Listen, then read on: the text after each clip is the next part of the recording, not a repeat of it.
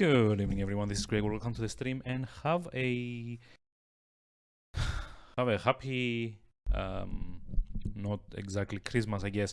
I've not planned this at all, to be honest. It is like very rarely like scripted or anything.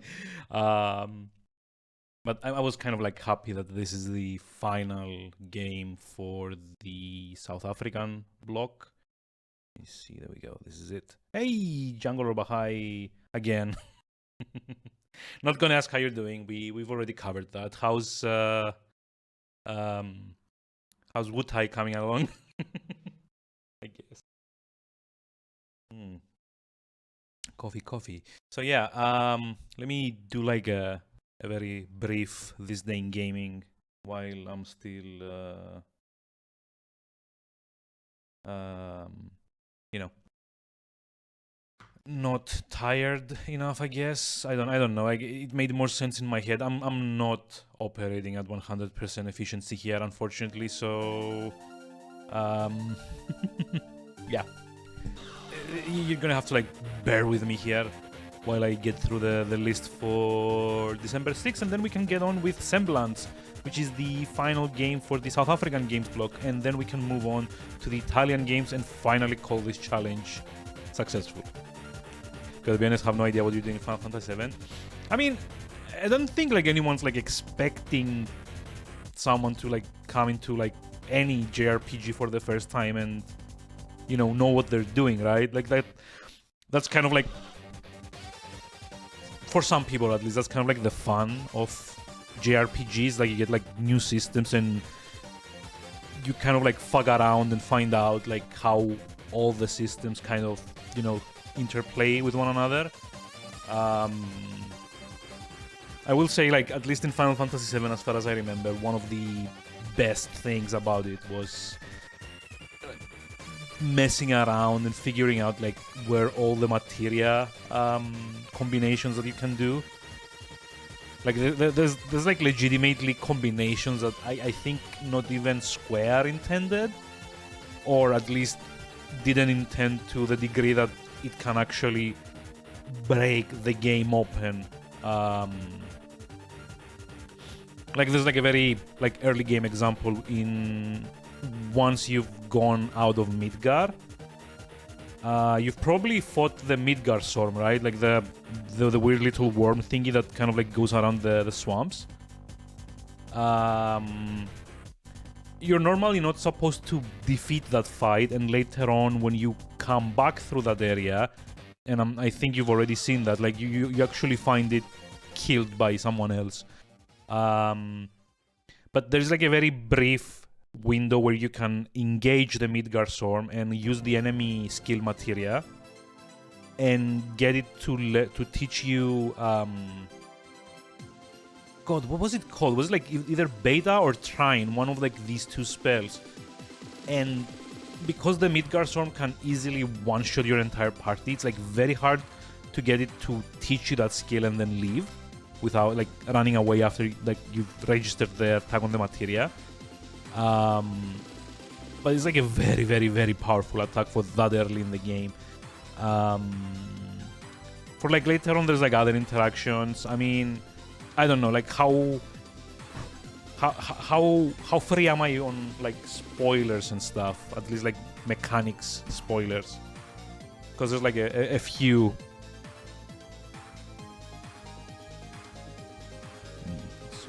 100% clear. Okay, fair enough. So later on you get a support materia. That's like the little like gray ones that you get. I don't know if you've got. You should probably have gotten like the long range one already and added effect and something. It killed two and then ejected the last guy. That's how you get to learn like Trine, the ability. So basically Trine is like this big like electricity triangle thingy, and if you have the enemy materia, the enemy skill materia equipped, which is like the yellow one, and you survive the attack and then it like ejects the last party member out, you get to keep it, because normally you don't get to keep it if you run away from the fight, right? So if you get it to cast Trine and then kick the last person out of the combat, you get to keep that. And that thing can probably like one-shot most of the normal fights, well, like in that part of the game. You can run from fights. Yeah, you totally can. I think it's in the PC version, you just like hold the bumper triggers, I think. It's either like the bumper triggers or the regular, it's either like R1 and L1 or like R2 and L2. I don't actually remember which one it was. This like more or less any Final Fantasy game up until at least 9 works that way. Like all of them have this. Actually, let me check that up a moment. 7 run from fights PC.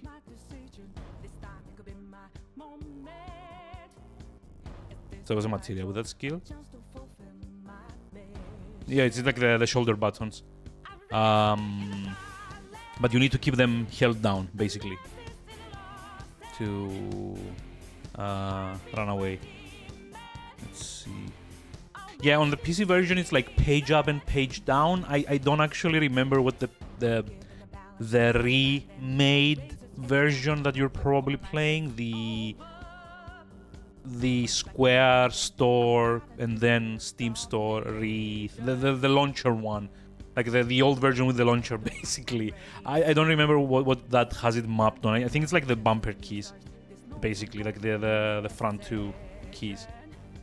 Or it might be like the 2 triggers. I don't actually remember. I think it's the same buttons that let you rotate the camera when you're on the world map as well.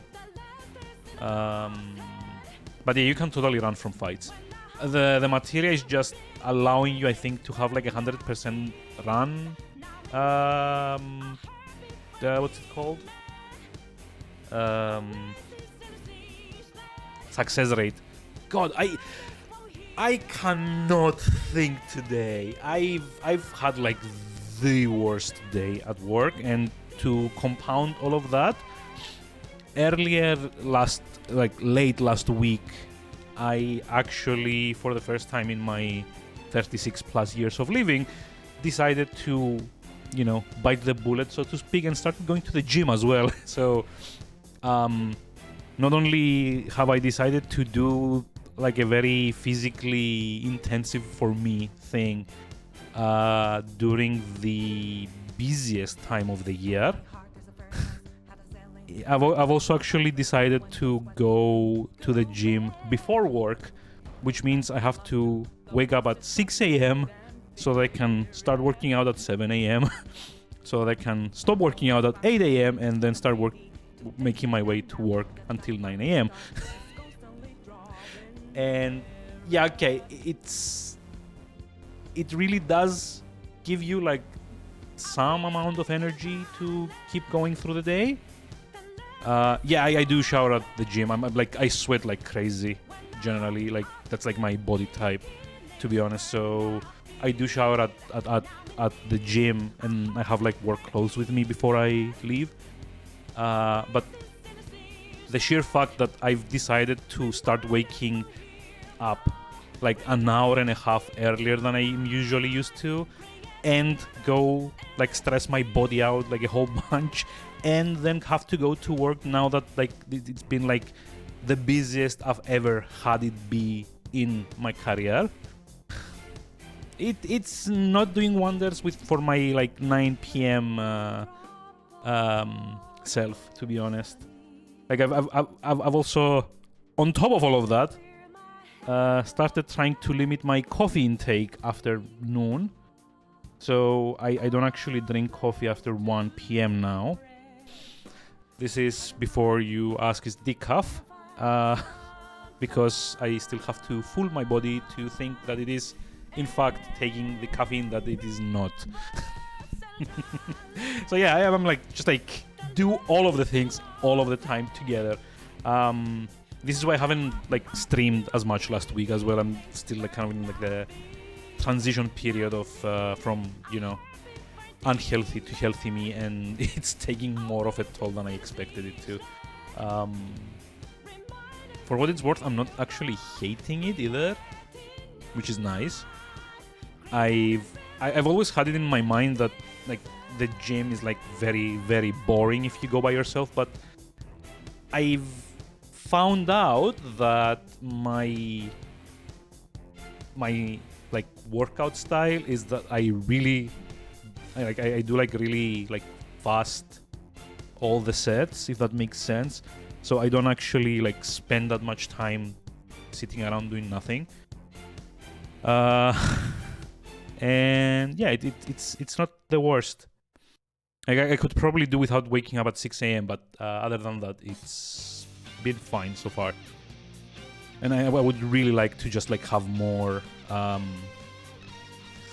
energy at like 9 p.m. But I mean, it is what it is, to be honest. On the plus side, I do kind of hope I get like a bit more fit over the course of the next few months, because you know it's kind of getting to that point where I'm getting closer to my 40s, and I feel that if I don't at least attempt it now, especially after having like very bad back pains last month, I'm probably never gonna do it anyway. So you know, kind of like gonna give it a try, see how it goes, and hope to hell that I start getting used to it, so I don't have to stop streaming at night.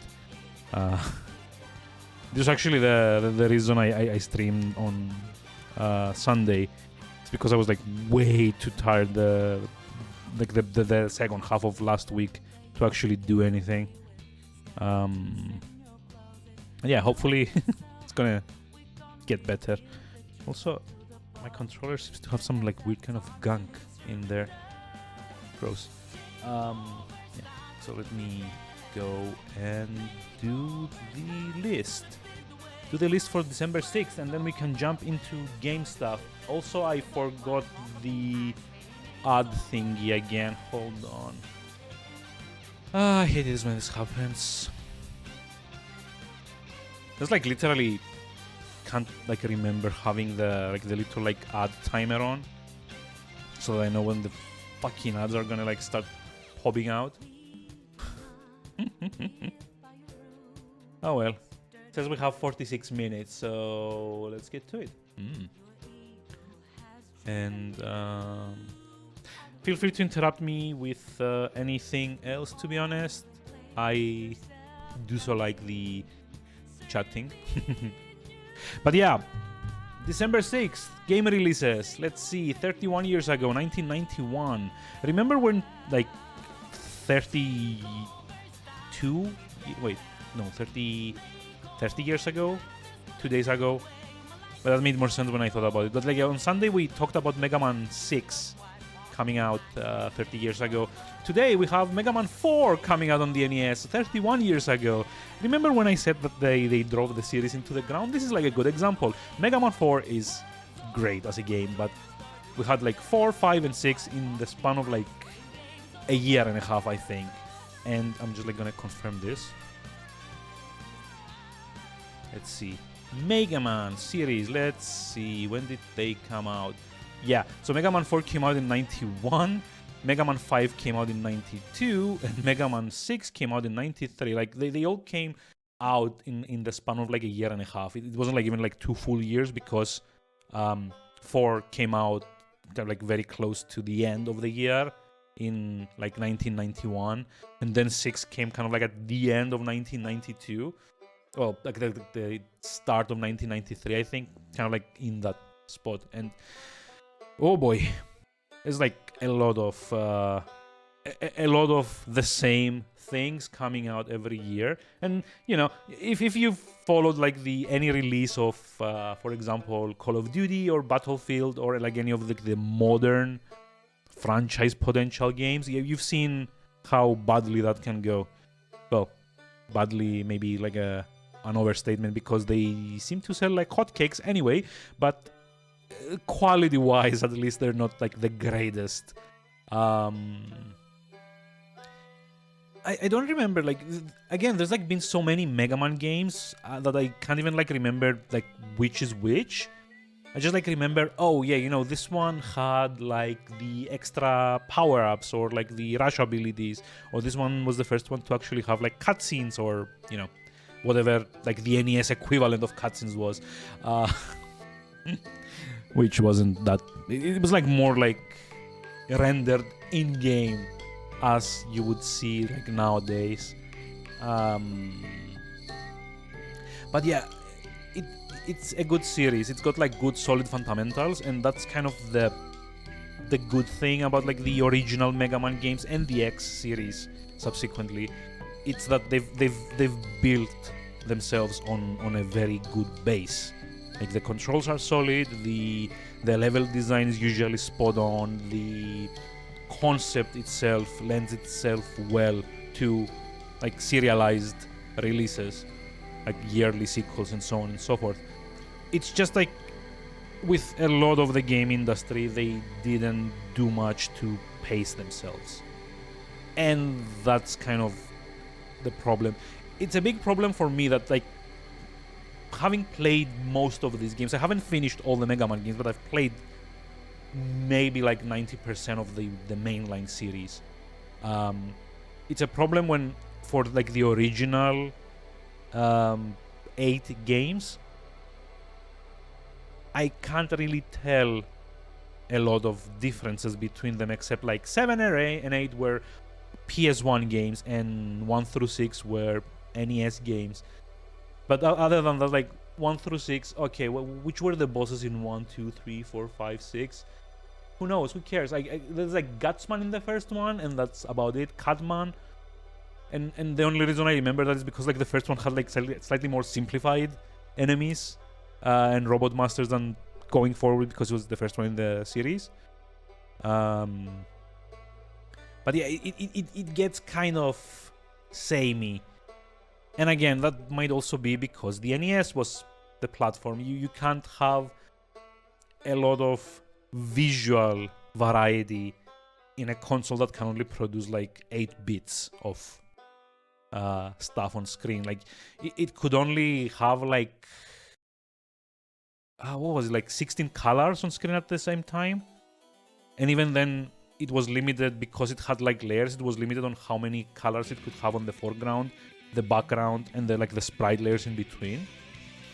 So it all ends up looking very samey. And you know, if you're putting out games yearly, like year after year after year, they all start looking very similar to one another if you're not doing anything to kind of like alter the look. And they didn't want to do that because it was a proven thing. Like it's like the old adage goes, like don't fix what ain't broken, right? So yeah, I mean, you could probably like play all of these games on Steam nowadays. I think there's like a collection. There's like there's like several collections actually. Let's see, Mega Man. Let me look. So yeah, there's like the Legacy Collection, which is games 1 through 6, I want to say. There's like the Legacy Collection 2, which I think is like 7, 8, and like that Bass game or something. There's like the 2X Legacy Collections, 1 through 4 and 5 through 8. And I believe there's also like the ZX Collection, which is the Game Boy Advance games, which are like 2 Game Boy Advance games that aren't like... Personally, I didn't enjoy. I like their soundtrack, but that's about as far as I like them. And there's also in 2023 upcoming the Battle Network series, which is more of a arcade combat style RPG with card mechanics.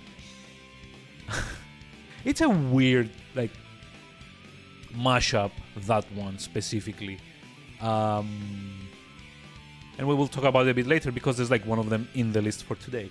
But yeah, if you are like curious to see like the Mega Man, like the original Mega Man games, like 1 through 6, there's like a collection of those on Steam, and you could probably do a lot worse than getting that one. Even though I've played and I don't really like the additions they've made. Like it's like some very weird kind of like add-on thingies to justify the 20 odd euro price point, but it's still like fundamentally Mega Man and still fundamentally fun. So there's that. Speaking of there's that, 30 years ago in 19, boss is done. Woo! Congratulations.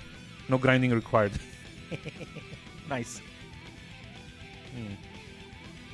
Very nice. I usually leave it until after like the start of disc 2 basically, because okay, now that you've finished that part, I can probably like give you like a heads up. There's actually 2 parts in Wutai.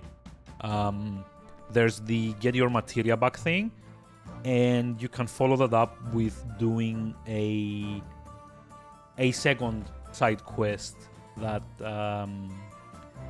I don't know if you want me spoiling for you. Just let me know. I'll just like give you like the brief rundown on it.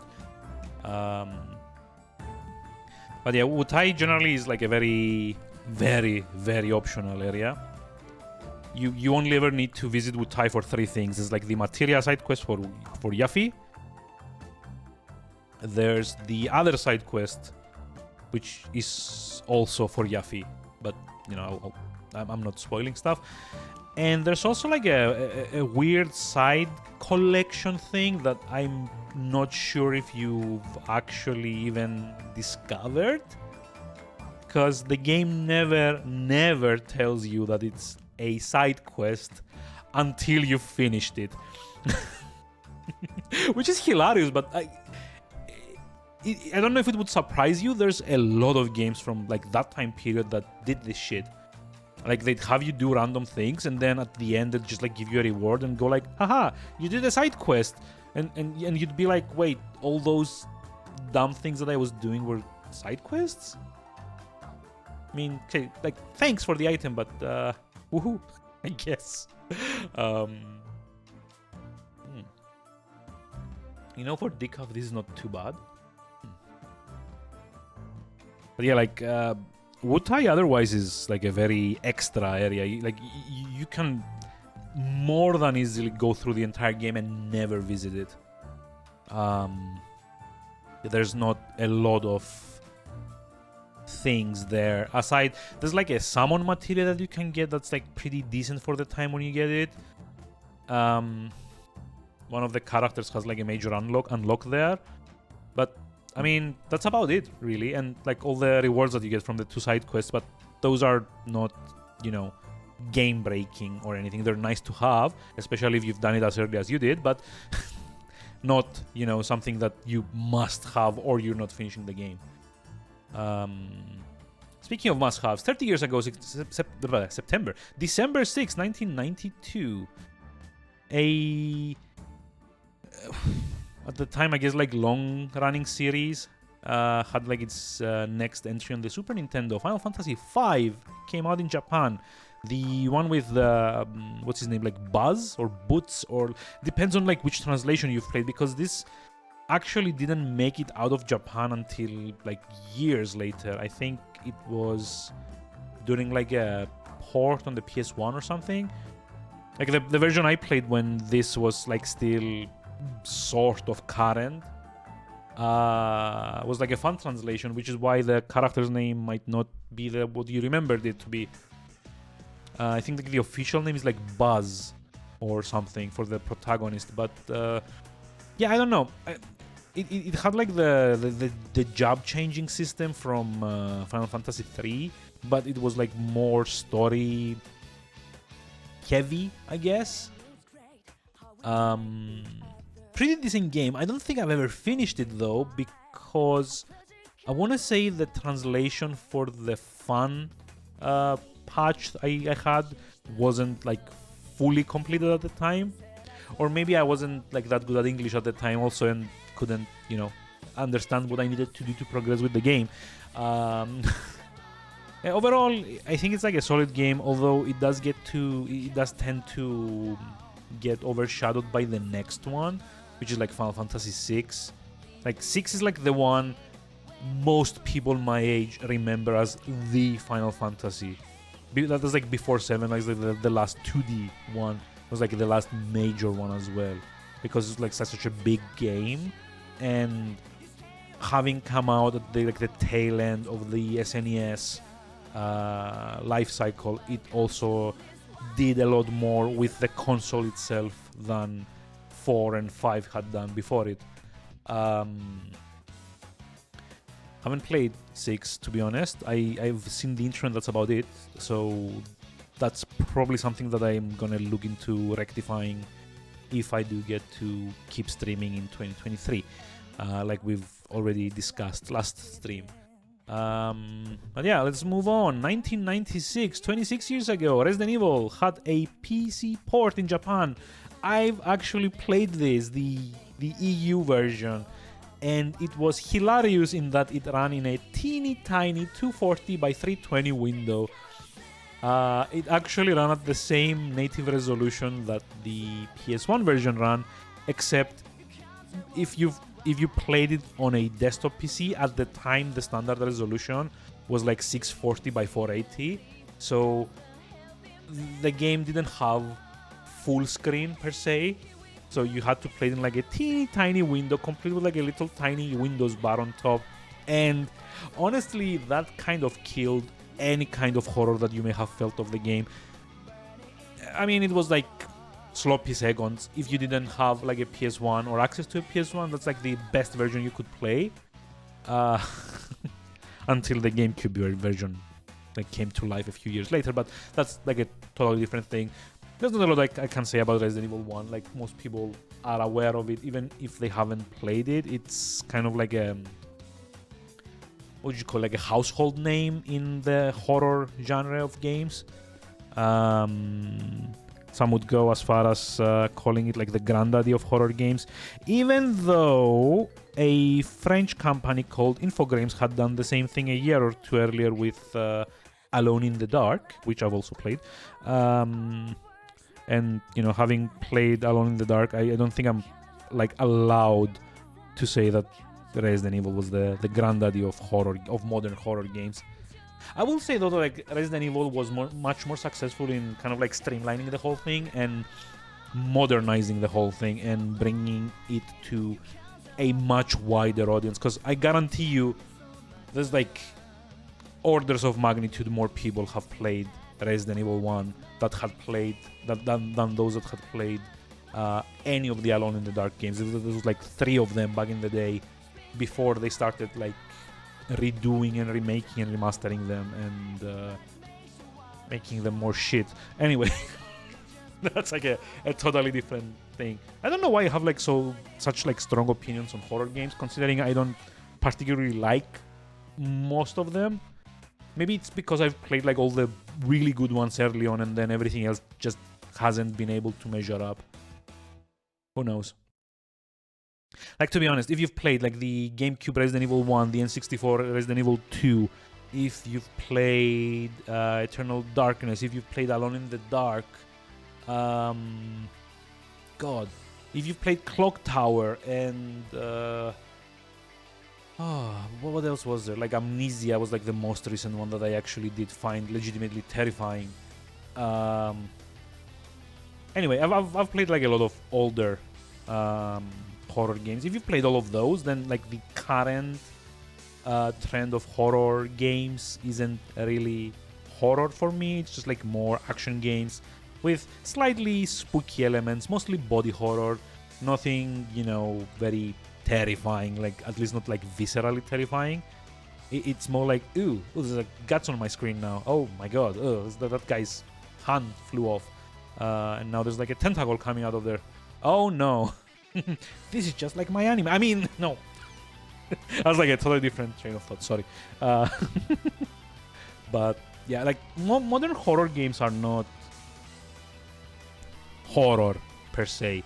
They seem content to just settle for cheap scares and even cheaper jump scares and, you know, call it a day. Just like drop some like dark location, put some like blood and guts and gore and stuff like dripping over the walls, maybe make like a monster jump out of a vent every like 5 or 10 steps and just like call it a day. Oh yeah, and Silent Hill. I also played the Silent Hill games, and yeah, those are a masterclass as well in horror design.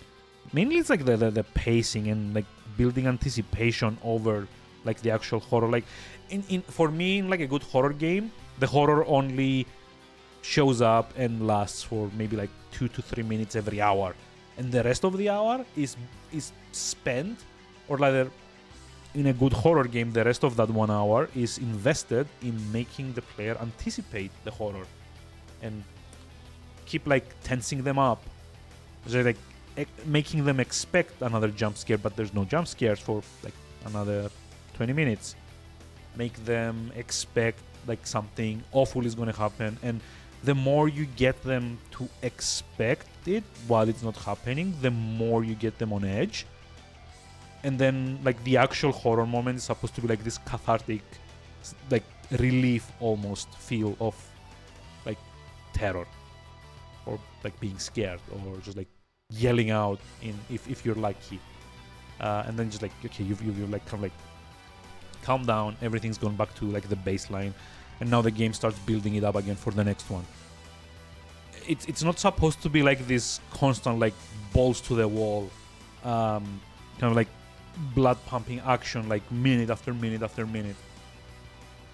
You need to let it simmer for a bit before you present it, so to speak. Or at least that's not like my take. I'm sure there's people gonna like be very, very like negatively predisposed towards that. It's gonna be, oh no, it's boring. Where's like all the guts and gore, and where's like all the limbs flying off, and like all the monsters yelling in the player's face all the time? This is not horror. This is boring. This is a walking simulator. Yeah, I mean, I may be like embellishing this a bit, but like that's kind of, I think, how developers nowadays feel the player base is regarding horror. Because like Dead Space made like $1 billion, and if that could do it with like freaking Necromorph jumping out of every vent, especially in Dead Space 2, that thing pissed me off to no end. It's like a great shooter, but it's not a horror game by like any stretch. Like if I as the player, and I'm not like the most imaginative of players, if I as a player walk down a corridor and see 3 vents, I'm gonna go, oh, you know what? Something's gonna jump out of there. I'm sure that's how the game's been acting for the last hour or so. And then it does happen, then that's like on the game designer. Like you've created expectations, and then you've just like checking boxes. I'm not terrified anymore. It's just like I'm just like stamping check boxes on like the long list, where like the list is a corridor and the stamps are like the necromorphs, and like I'm ticking them off by like doing pew pew on their limbs. It's not scary anymore if you expect it all the time, and like the game presents it to you like clockwork. Like it would be much more scary if like there was only like a third of the encounters in Dead Space 2, and everything else was just anticipation. There's like 50 vents, but only 5 of them have enemies in them, and you can't know which 5. So you'd better be ready, better be tensing up, so like when it does actually jump out to eat your face off, you'll be ready to defend yourself.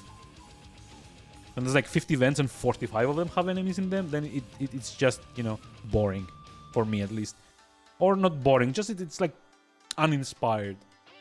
It's like overusing the same gimmick over and over again.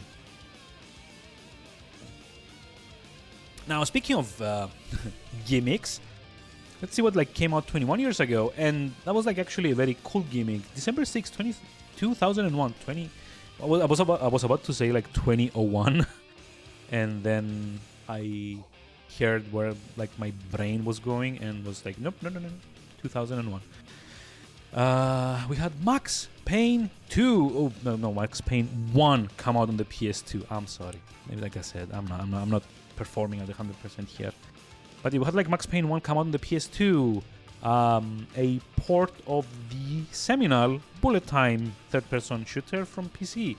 I've not played the PS2 version. The PC one though was a very fond experience of mine growing up, because The Matrix was also a thing at the time, I don't actually know if like Max Payne came out before or after The Matrix. I think The Matrix was like a 2000 movie.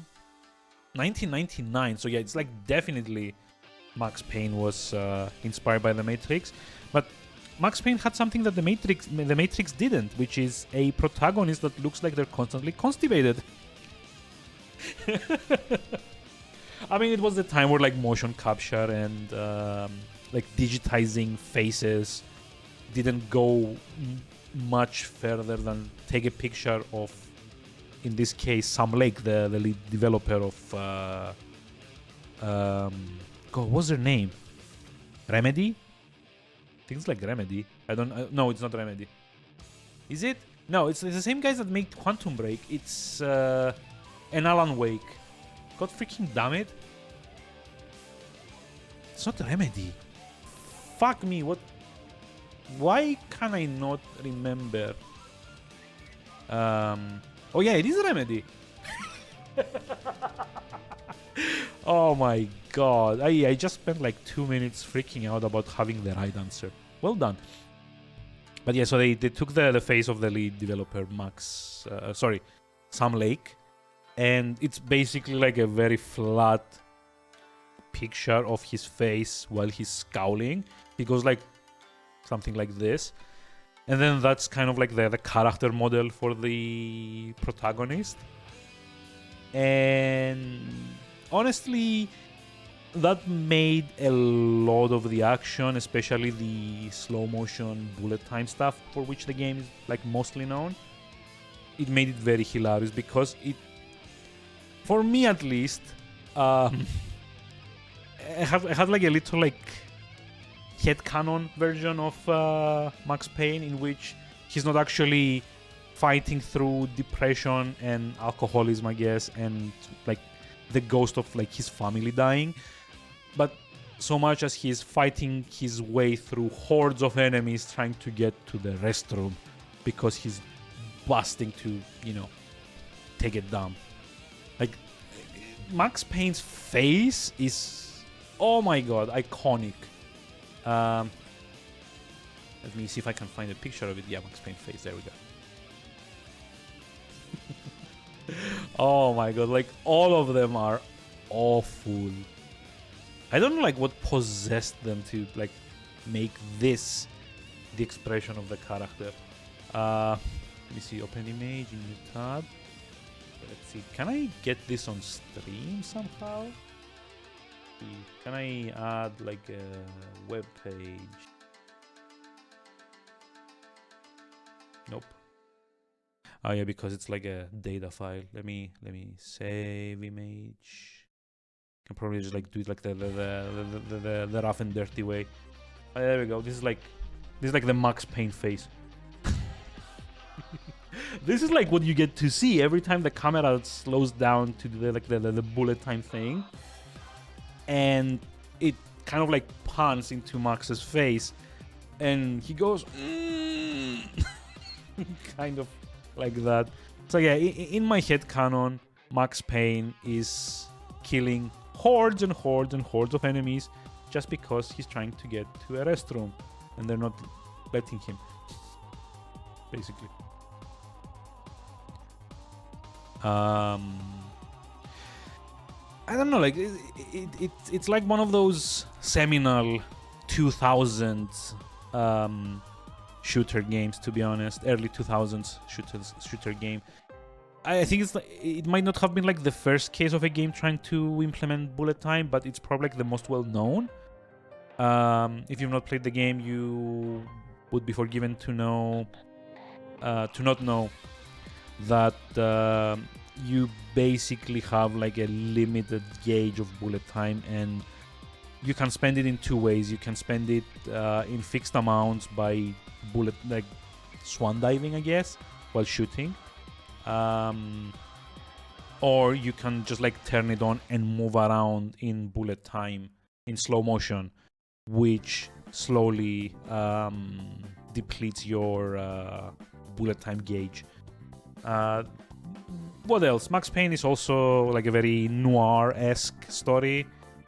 It's got like this whole like a Dame was loaded kind of thing, like very very like Dick Tracy kind of thing, like a hard-boiled New York police officer that's like down on his luck. In this case, he's not a private detective, but like close enough, and he has to fight like a corrupt system and like get answers, etc. It's like very 30s, very like noir. And the other thing that's probably like a bit more memey here, you get to down a whole bunch of painkillers throughout the game, because painkillers in this game are the health increasing item. It's like basically how you heal. So you basically down like an entire year's worth of painkillers throughout the game, if not more. Which means that like Max Payne, among other things, probably has like an amazing digestive system, because those things are not like easy to digest usually. It's like they mess around with your inner plumbings. So yeah, we're moving on to 2002 with 18 minutes to go. There's like, Jesus Christ, 20 years or something. So let's just like rush through it. 20 years ago, December 6, 2002, Mega Man Battle Network 3 came out on the Game Boy Advance.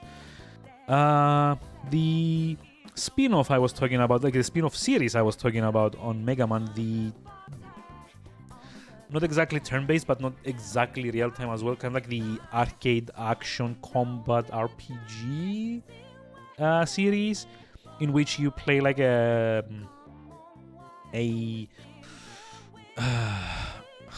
basically play as an internet avatar at the end of the day. Like you play as a little kid called Lan, and he lives in a world where you have like AI personas, basically, of your characters running around the internet, which is like sufficiently taggy for late 90s to early 2000s standards.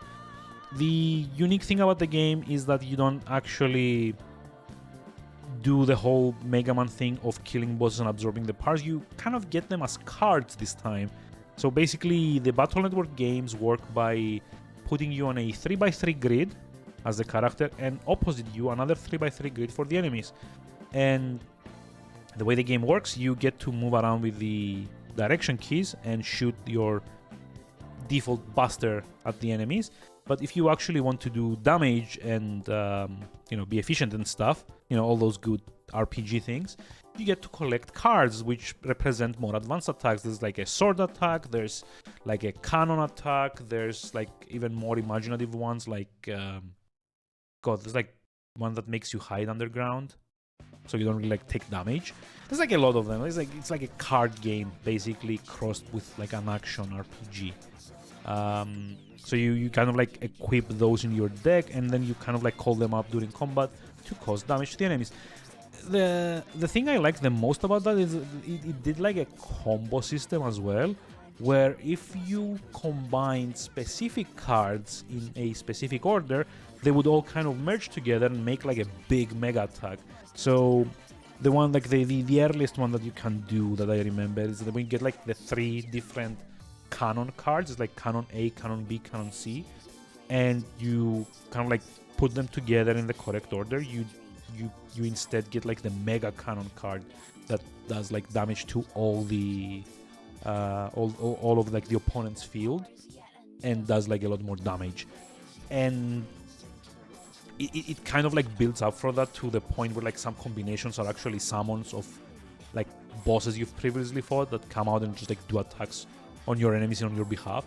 It's like such a cool thing. I really enjoyed the Battle Network games, and I really do hope if I am like still streaming mid 2023 onwards, I'm gonna get around to actually streaming those as well, at least like the first one. And if not, it's been a lovely journey, honestly. 7 years and counting. But yeah, let's just like move on from that. 18 years ago, December 6, 2004, Xbox, we had something very weird come out on the Xbox. Star Wars Knights of the Old Republic 2, The Sith Lords. This is actually the version of KOTOR 2 that I've played, and let me tell you, it's not a great version. KOTOR 2, like a lot of Obsidian's games at the time, was infamously unfinished. but the fact that the unfinished build also made it on consoles with like very little check, specifically on the Xbox, was something that we hadn't quite seen at that time. So Knights of the Old Republic 2 is basically the sequel to the BioWare good Knights of the Old Republic. And to be fair, all of the like Obsidian's games are also really good, but they did like a thing. There was a time period where Obsidian would get established like newcomer series and make the second entry in the series, and it was always both interestingly better and infuriatingly flawed. More flawed than the originals. So the Obsidian made Neverwinter Nights 2 after BioWare had done Neverwinter Nights 1. They did Knights of the Old Republic 2 after, like, again, BioWare did, like, Old Republic 1, like the original Knights of the Old Republic. What was there after that? There's, like one or two more games, but, like, there's, like for example, Fallout 3 to New Vegas, even though those, like, were both very, very broken games. But yeah, Obsidian never had, like, a really decent track record with Q&A, I feel. They always put out like very, very, very interesting games, at least like conceptually interesting, but they were always flawed and most of the time also very buggy. The problem with Knights of the Republic 2 is that it was never fully finished because they had run over budget, as far as I remember reading a few years ago. Funnily enough, a lot of the planets that the game takes place on had locations cut off of them. There's like a very infamous glitch in every version of the game that was only fixed on PC with fun patches, which makes the game soft lock if you do a specific side quest in the wrong order. So basically there's like this side quest where you have to go to 3 different planets, and if you don't visit them in the order the developers intended, after your second visit you get locked out of the third place, the third location, and you can't finish that anymore. And then you get fucked. And it's also the most rushed game ending that I've ever seen in games, because it basically ends with rocks fall, you die. At least on Xbox, on the original Xbox version. Later on they would fix that with patches on PC and so forth and so on. And I think like the remaster fixes that as well, but at that point it's kind of like a lost opportunity, isn't it?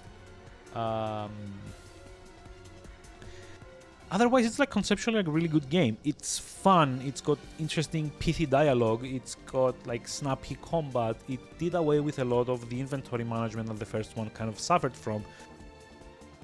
If only it weren't broken. I guess like the fun patched version that you can get on Steam and like add all the fun patches to, like the remaster with the fun patches, is probably like a great experience, but I haven't played it yet, so I can only speak about like the December 6, 2004 release on Xbox. So I really do wish it was better. Like for example, what came out 15 years ago, Segway. Ooh.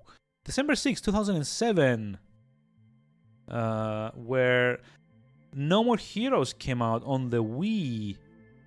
Now, wait, that was like a thing here. You do like a delete. And then you also do a ban for trying to sell promotion. Hi, I want to offer promotion to your channel. Oh no! Is my channel gonna get promoted to what, like a streaming platform? Is it evolving? God, that's like so awkwardly written. Get better writers. Thank you.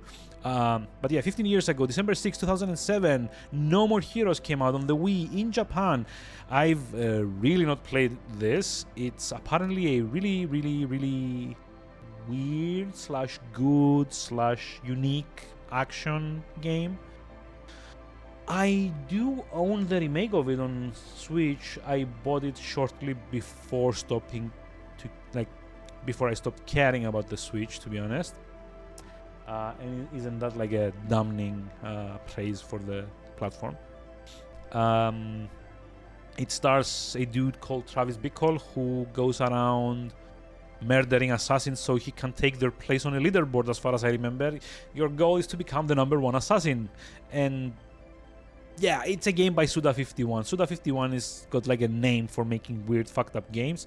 He also made Killer 7, and then I think eventually worked with Grasshopper Manufacture on what was it called, like the Let It Die pseudo MMO, which again was weirdly flawed. And that's kind of like the tagline for Suda51 games. It's like weirdly flawed. He also did Twin Peaks. No, I mean Deadly Premonition, which is mainly basically like a game version of what a Twin Peaks fanfic would be. Weird flawed games, basically. It's fun, supposedly. I've heard enough good things about it to actually go buy it on the Switch. Who knows? Like, if you've played it, let me know. 10 years ago, though, we had something a bit more mainline, I guess. December 6, 2012, Yakuza 5 made it on the PS3 in Japan. The series that... what about the Killer is Dead game? Oh yeah, I mean, that's like also a Suda51 game. Did I not mention it right now? But they're like all like very weird games, like sometimes flawed, but like interesting at least. It's like... It's like the opposite of what a formulaic game would be. Yeah, I mean, like all of them are fun. I'm not saying they're not fun. They're just like weird.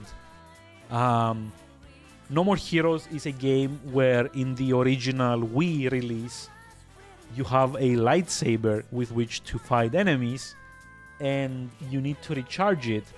And you recharge it by taking the Wii mode and going like this. Which is absolutely insane having to do that after every fight, by the way. But yeah, there's like also Killer is Dead. There's like Killer 7, which I guess is like an official sequel, something, or like prequel. I don't know. Like I don't know how like all these are connected, but like they're like all interesting games, just very, very weird. Like Deadly Premonition, I would love to play and finish it, but it has so many technical issues that you literally cannot even stream it on the PS3 because it has like a very, very weird way of rendering that the capture card cannot capture in real time. I don't know why. I don't know how. The PC version, meanwhile, gets to crash every 20 minutes or so. I've tried it. But it's a game in which you play an open world as a detective that talks to his coffee or like sees signs in his coffee, which is why I say it's like a very Twin Peaks fanfic kind of game. Let It Die is a game where you ascend a tower while a skateboarding death offers you advice, and you get to inhabit meat puppets that are the classes. Killer 7 is a game where there's like 7 different assassins in the body of one person, and they all come out in different occasions. There's a lot of very weird things in Suda51 games, and that's not a bad thing, but it's just, you know, weird. That's like the... I'm not even saying that that's a bad thing. It's just like the descriptor of any game by Suda51 is like weird game. It's not formulaic. It's not, you know, it doesn't follow like a specific pattern like most other games do. It just like does its own thing because, you know, that's what seemed fun at the time, and that's fine. I just don't know if I can recommend all of them. I guess it's one of those like your mileage may vary kind of thing. I mean, speaking of which, 5 years ago, December 6, 2017, something that a lot of people have asked for me to play and possibly stream, but I'm not gonna. So yeah, December 6, 2017, we had a cultural phenomenon come out, in some circles at least, Getting Over It with Bennett Foddy, or as I like to often joke, Getting It Up. The very famous or infamous, if you want, anger management game, maybe. I don't know. Like Bennett Foddy also put out like a lot of weird games. Like there was like that Quop thing, and then like the Clop equivalent. So Quop is basically a flash game where you control a runner like a jogger or like a marathon runner. And the idea is that the Q and P keys control your lower calves, and the O and W keys control your upper calves. And you're meant to kind of like rotate them in such a way so that your character runs without his torso falling over, and therefore like the entire character falling over. Basically, from my understanding, the Bennett Foddy games are mostly exercises in mechanical control more than anything else. Like the gameplay is mostly on you getting used to very, very weird control schemes and getting to the point where you can engage in those controls without thinking. I think that the term for that it's not exactly like synesthesia, but it's something close to that. It's like that feeling when you get to the zone and you're not actually paying attention to what your hands are doing. They're just like doing them, like going through the motions, the kind of thing. I haven't played Getting It Up. Sorry, Getting Over It. But from like other people that I've seen, this kind of like the same thing. You need to get used to like the offbeat control scheme to be successful in that game. Yeah, and the commentary is kind of nice, although I have tried to not listen too much of it myself, because not having played it, it feels like it doesn't. I'm not supposed to just listen to the commentary without experiencing the game, which is something to the benefit, like to the advantage of these games. Like if you can make me feel like I shouldn't be listening to your story if I'm not actively engaging in it, or like the commentary in this case, then I think you're doing like a good job of kind of like meshing together gameplay and ambience, or the gameplay and plot, or gameplay and commentary. I'm never gonna play like the erectile dysfunction with Bennett Foddy, because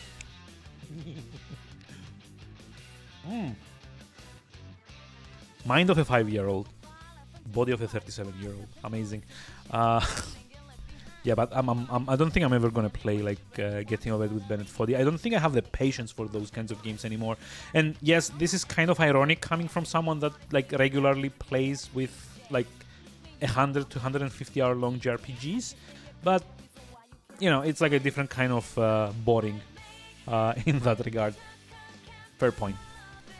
And to cap it all off, because we have like 6 minutes to go, the same thing for his devs react. Talk about the nature of speedrunning. That's like both such like a Chad move and like such a dick move at the same time. It's like, hi, let me analyze what you're doing at the moment while you're doing it. Maybe the next game is gonna be like psychoanalyzing with Bennett Foddy. God. Maybe at some point I'm gonna play that. I'd rather not. I don't think I have the patience for it, and I get impatient way too easily to be successful in these kinds of games. I couldn't even like play co-op and like clop a bunch of times, to be honest. But yeah, like 5 minutes to go. So 4 years ago, December 6, 2018, the last game on the list. What just came out that you want me to play? Do I? Come on. Hit me. Hit me, please.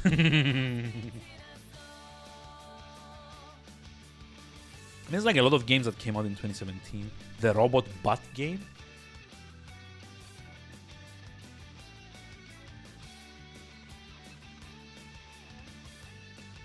Oh, Nier. Okay, yeah. I what was the meme? I get that reference. Yeah, I'm gonna get around to it. Like I said, I'm just like trying to capitalize on finally being in a JRPG mood. I've actually started playing Stranger of Sword City after I was done with like Persona 5 Royal. Mainly because I've had it on my to-do list for a few years now. I actually had like the Vita version of Stranger of Sword City on my to-do list, but I ended up not getting it on the Vita because it came out on PC and it was cheaper to get than on here. Plus, now I can get to play it on the Steam Deck as well, which, by the way, it runs amazingly. And for all its flaws, it's a very interesting dungeon crawler JRPG. So I don't know if I would recommend it, but I am certainly engaged enough to want to see what happens next, which is quite the compliment coming from someone with like close to 1800 games on their to-do list. But yeah, speaking of to-do, let me wrap this up. 4 years ago, December 6, 2018, we had a ROM collection come out on the Nintendo Switch, which of course is the Sega Genesis Classics collection. A collection of, as far as I remember, 20 or like 15 Genesis games or Mega Drive games for those of you in Europe. This contains such standouts as Comic Zone, Sonic, Shinobi 3, I think. God, there's like a bunch of them. There's like Rystar, there's like Gunstar Heroes, there's Columns. There's like a bunch of like all the best Genesis games. There's like Phantasy Star, decent JRPG, like decent early JRPG. This is the version that has like a collection with like an overlay and a UI. I believe it has some like achievements as well on the Steam version too. Net play, I mean, it's kind of like emulator with all the extras, to be honest. I never tend to buy these. I did at some point, but then I kind of realized that I'm just like paying someone to go make a fancy emulator for me, and not very interested in that kind of thing, to be honest. He said, having bought the Castlevania collection on Switch as well. Hi, I'm a hypocrite. How are you? But yeah, this is it actually. Danzo. There's also like the Last Remnant Remastered, but I can't really speak about that because it's apparently not available anywhere. I've tried getting this game a bunch of times. I own the original on Steam, but I found it extremely boring after the first 5 hours and uninstalled it. So yeah, I don't know if the remastered version is any better or not. What I do know is that it's about time to go hit the 30-second ad. I'm sorry for those of you that get to sit through it. Thank you for subbing or for living in a country that doesn't get Amazon ads if you don't. And we'll be back in 30 seconds with Semblance, the final game on the South African games blog for around the world. Pop. Wait, why isn't it coming up on... Ah, there we go. Came up twice now. Well done. But yeah, ads, and then we're good to go. The end of the music. So for some reason, I still have the picture of Max Payne on my desktop. Well done. And we go. Steam, Semblance, turn on the controller. Go to live. And wait for the ad to finish, for those of you that do get ads. Which I'm like very, very sorry about. Why isn't my taskbar going away? Ah, there we go. Let's see. English! Yay. So, Semblance. Semblance, which is made by a studio I cannot pronounce for the life of me. Okay, press A. God, the studio's called Nyanka something. Let me...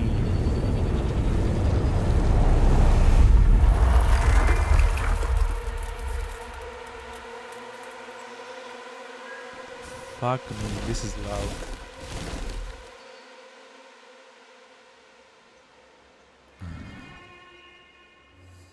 Is there like a way to...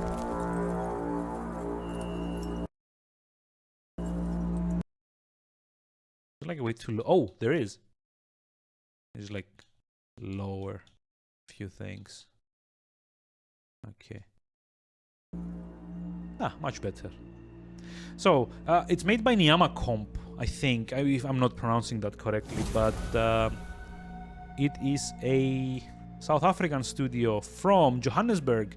I think it's like the first. No, actually, Stasis was also from like Johannesburg, but yeah, it's a Johannesburg studio that I think this is like their first game, and it is a platformer with a rather unique twist that you can actually deform the terrain in the game, and you can actually deform all the terrain in the game. Like all of the platforms are, well, I guess you get the ability to do it eventually. Let's see.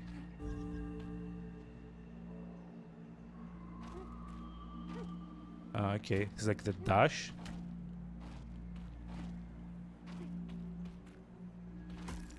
And the dash breaks things. Yeah, see? You can actually like deform the terrain in certain ways. Like there's like probably limitations to this, but I found it like an interesting enough concept, at least like in theory. I don't actually know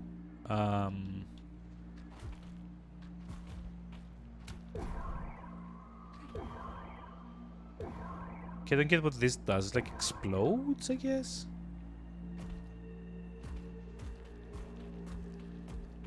Oh, and yeah, like the engine is like a bit rough around the edges. Okay, I guess it like resets the like the terrain.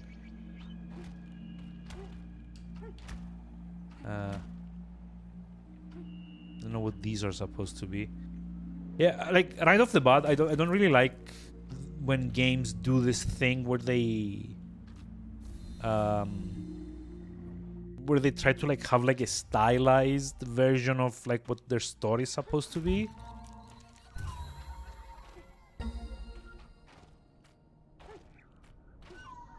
Like in my mind, I feel like either have a story or don't have a story. Don't just like try to like have it both ways. Don't try to have a story, but because your budget can really like take it, or like because you don't want to do like the extra work to implement the story, you just like have like cutesy like pictograms in it instead.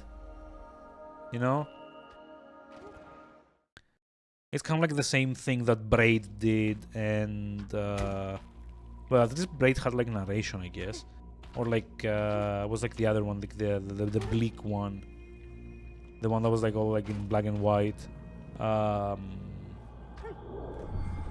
was it? Limbo.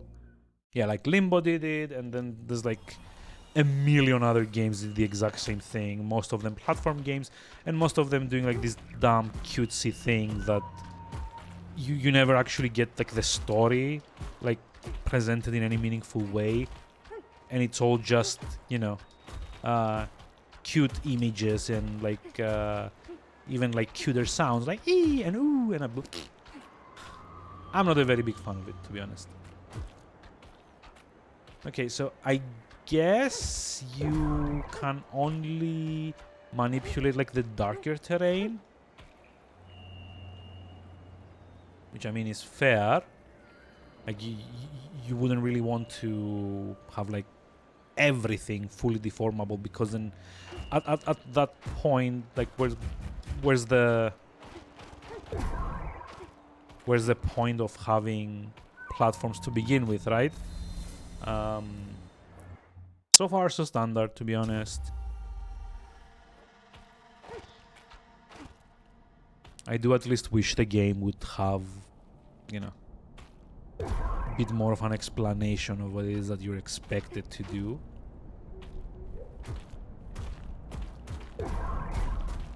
Okay, this is kind of glitchy. It's like very glitchy, actually. Yep. See? It's like, break the game!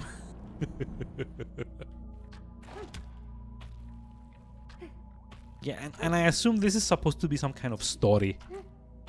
I don't know.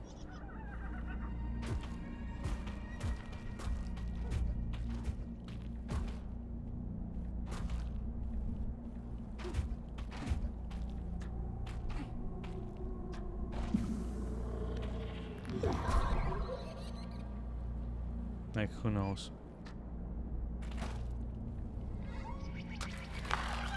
Like, the problem with idealized images, especially in like games where like the protagonists aren't like necessarily anthropomorphic, is that you don't really see a lot of like, it's very easy to misinterpret what's going on in the game, you know? It's like very easy for me to kind of like misunderstand what the game is trying to do with like all the cute bullshit that it's trying to pull off. So yeah, so far I'm just like choosing to believe that like the entire game is about this guy trying to like get to like the center of the earth or something by ground pounding through like the entire game's environment. Who knows? I don't. Like all the game has shown me is like a bunch of pictures of bunch of pictures of like trees. Like I guess like pollinating or something. It's just like a way to interrupt my no.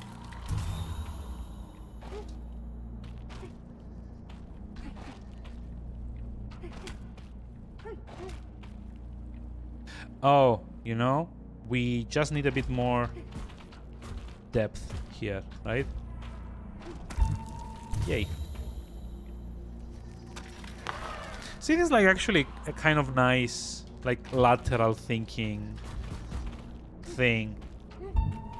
Like, okay, you can't actually control the height of your dash, but you can definitely control like the platform from where you're starting. So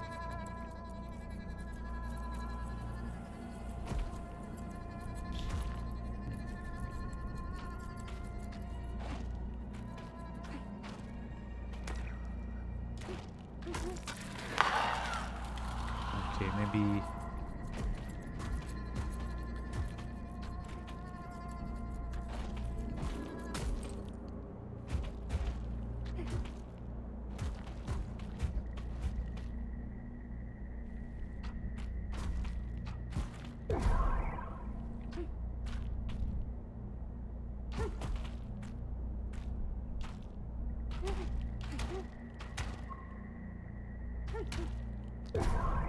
okay. So how do we do this?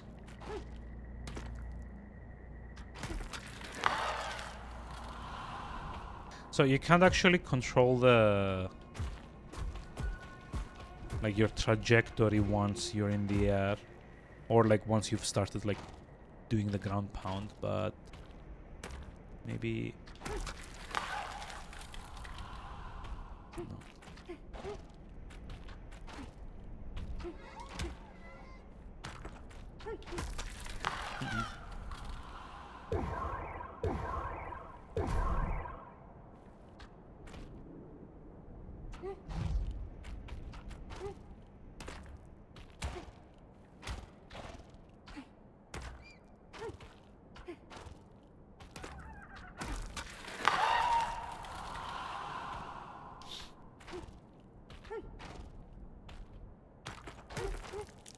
Oh.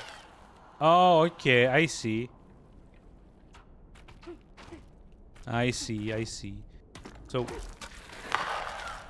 you can actually do a second one once you break one of these green platforms.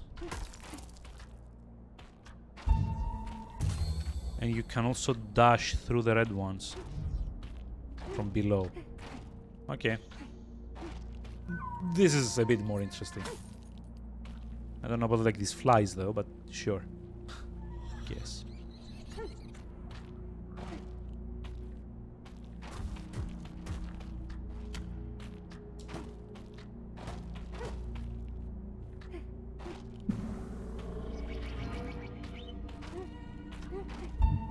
Okay, we got all of them.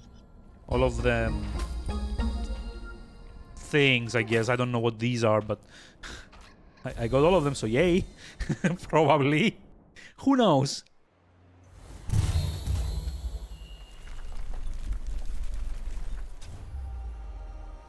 I guess I'm supposed to be like dispelling the weird like green gunk. Probably.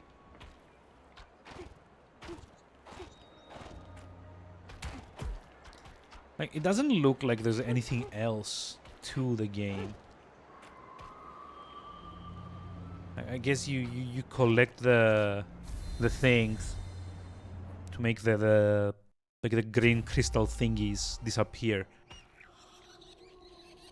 Maybe it's like a metaphor for something, who knows? I don't. Unfortunately.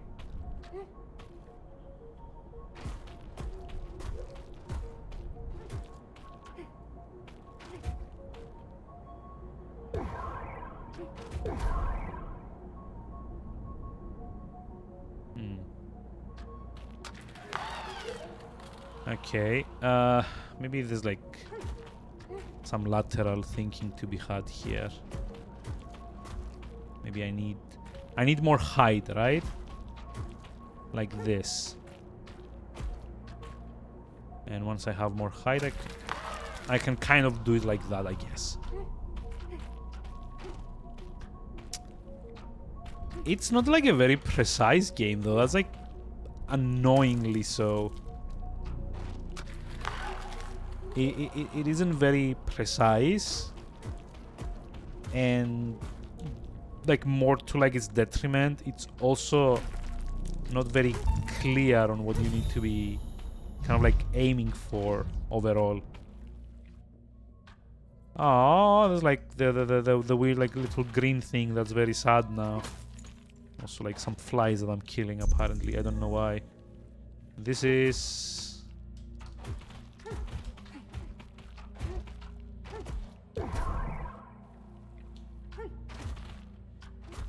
I've no idea what any of this is. But yeah, sure. It's like a totem or another, I guess.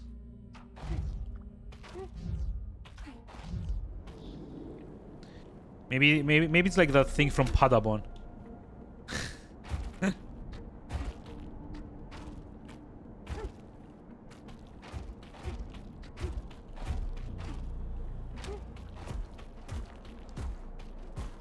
Oh, okay, I get it now.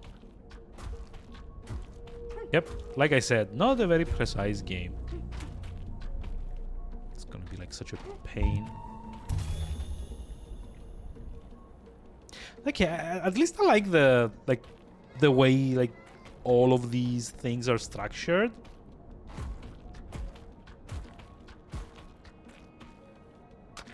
Like it doesn't like fully, at least in my mind, it doesn't fully live up to like the whole, oh, you can deform all the terrain kind of like deal. But it is kind of interesting. I don't know if like it's necessarily something that I'm gonna have to, I'm gonna want to stream like for like the next few streams. Fuck. But, you know, again, fuck.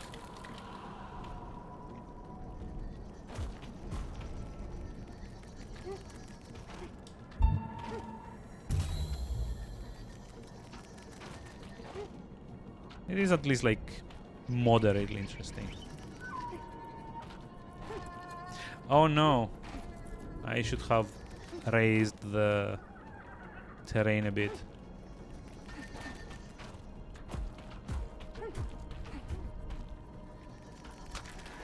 Damn. Does this reset the whole thing? Nope, because I made it out.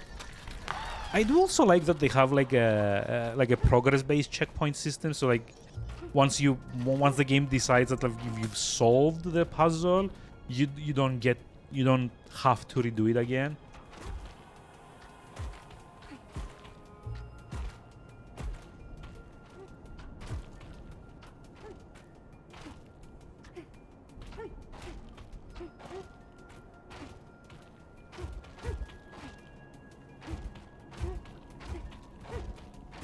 Wait, what?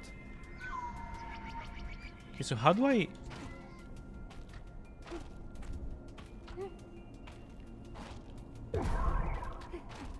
Oh, wait. Do I... Yeah, there we go. I have to do like this first.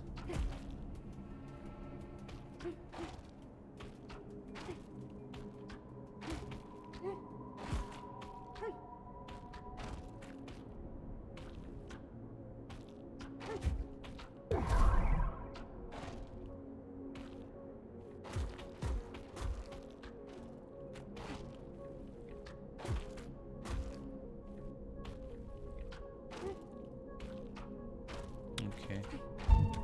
I mean, that made sense.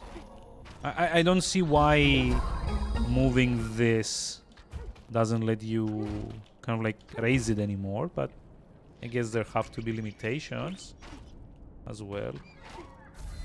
Sure.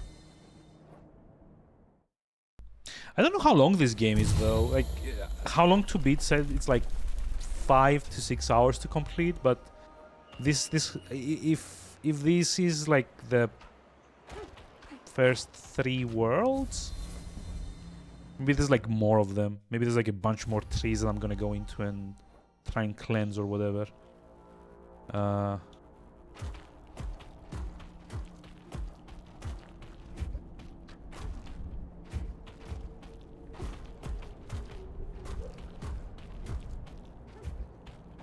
No, so close. Can I just like just like slant it like that? Yep. I can totally make it tilt. Oh wait, I know how to solve this. It's gonna be like this. I'm going to break it up. Let's see if I don't like dash into the spikes. Yeah. Nope. Still too much. Yeah. Nope. Freaking hitboxes.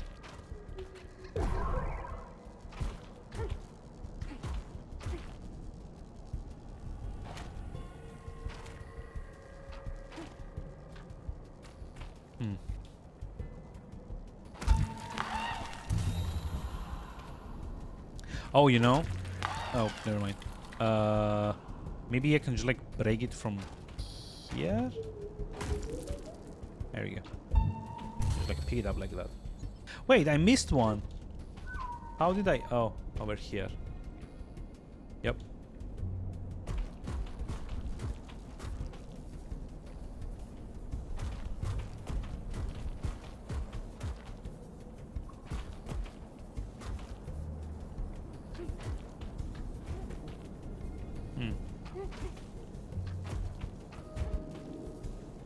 Okay, let's see.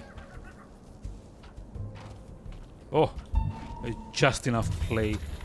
Fuck, there was just enough play. Wait, it counted? Huh, okay. Speedrun, I guess.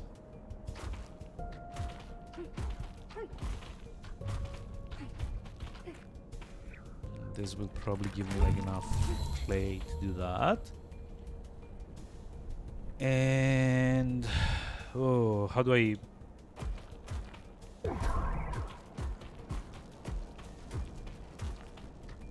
Like this?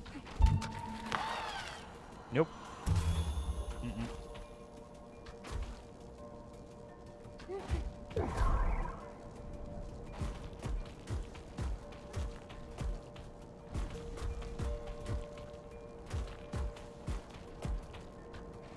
Or like this, I guess. Yay. Although, you know, haven't died yet, so might as well just like do it now, right? I actually wanted to come up here and see if there's like anything else I can get. Very curiously so.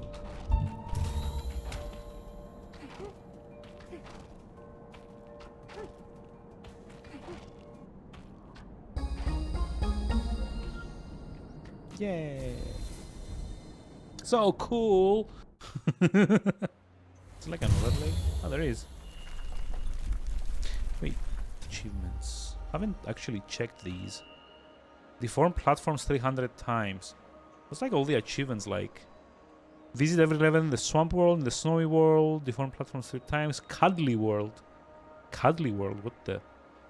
Visit all the secret shrines, find all the wall paintings, startle 250 critters, catapult out of a platform 100 times, change shape 200 times, collect all cuddly world essences. Ugh. Smash all mosquitoes. Okay, let's see. I get like the hidden knowledge. We know how to manipulate this instead. There's like another tree. I'm actually curious. It says like start all like creatures or something or another. Hey, I can now climb things too. Is it like entirely possible to just like run from like end to end of the game and never like, you know, actually solve anything? Because that would be funny and also probably a bit sad.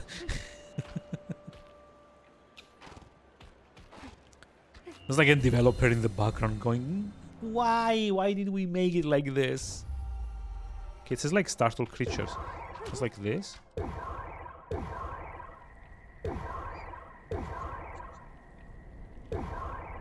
Guess not.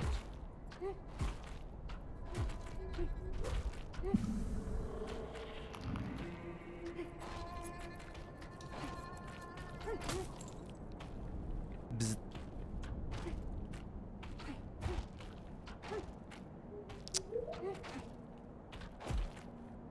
Let's see if we can make it up to there. I'm curious to see if there's like anything in here. Oh, there is. Oh, can't actually get to it though.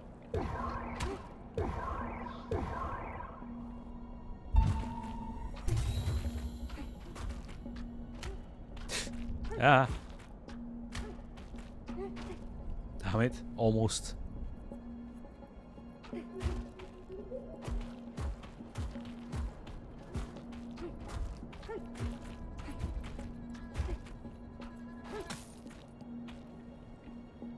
Okay, I mean that works.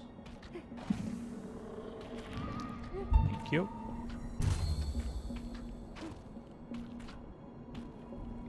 Probably not the intended solution there, I feel, but who cares?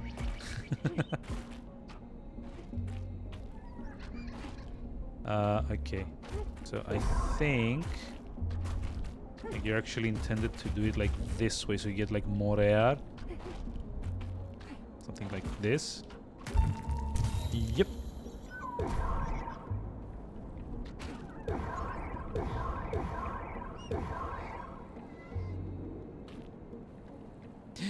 More pictographs! Wow! What do they mean? It's like that butterfly meme. Is this story? Oh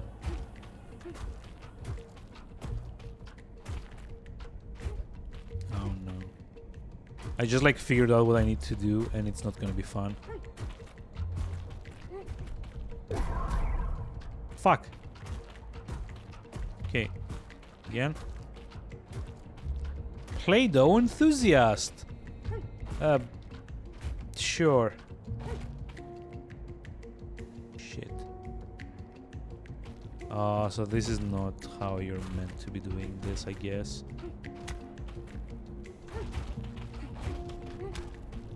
Wait, why? Oh.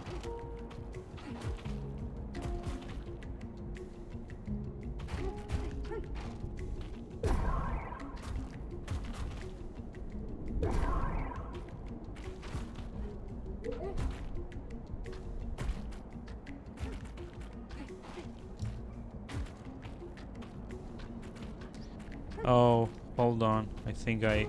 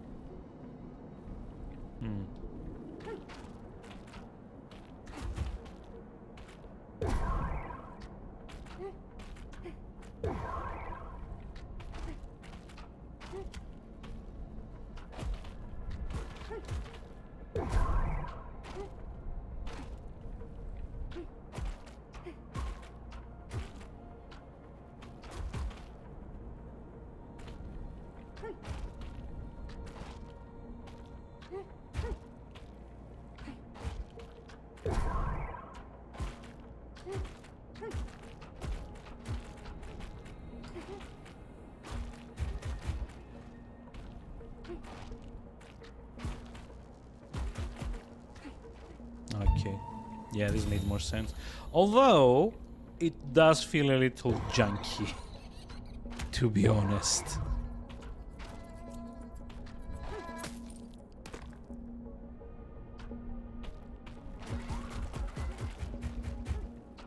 Actually, it feels like very junky, to be honest, but at the end of the day, it's a physics-based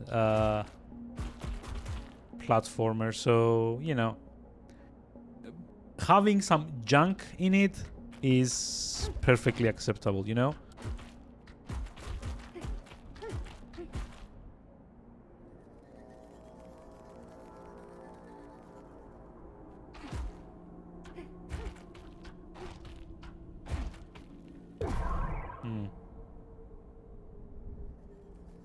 Probably need to like hit it as high as it will go.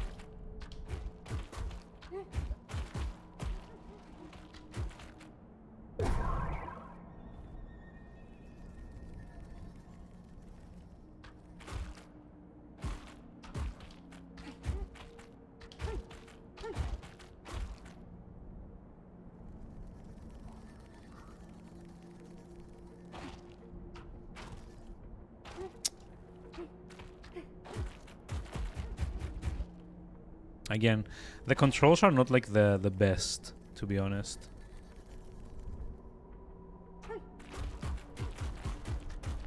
There's like a lot of imprecise motions happening here.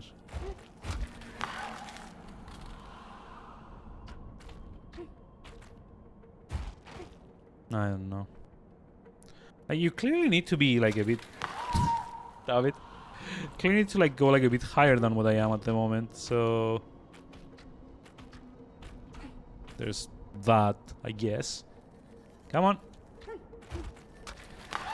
Yep.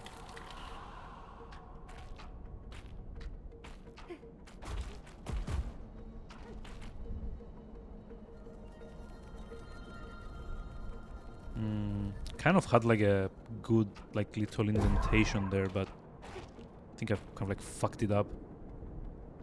Come on. Up you go.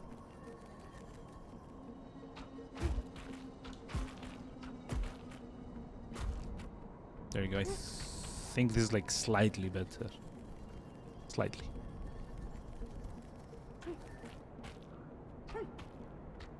Nope.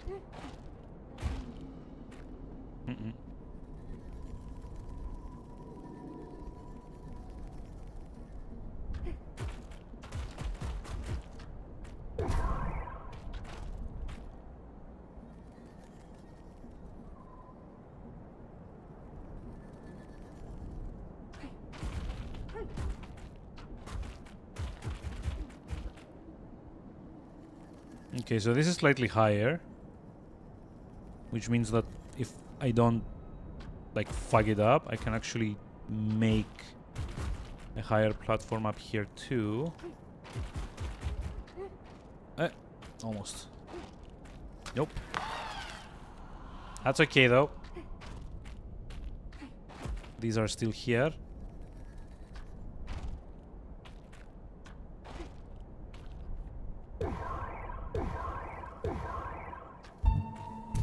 I can just like do it like that. Haha! Yay.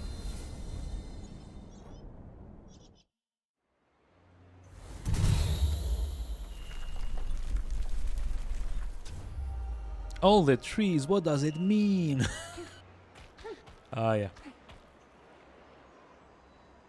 Just as funny as the first 10 times I said that.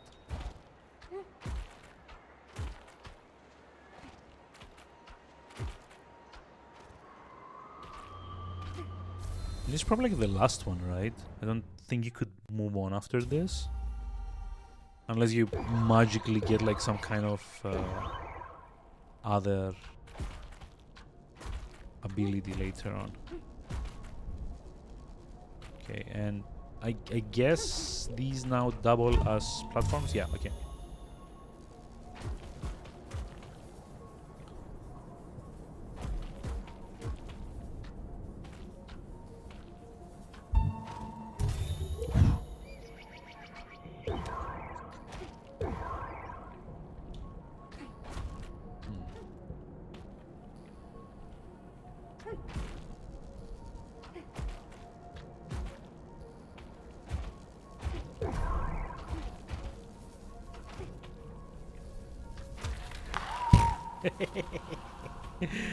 Ah, this is definitely not what I intended to do.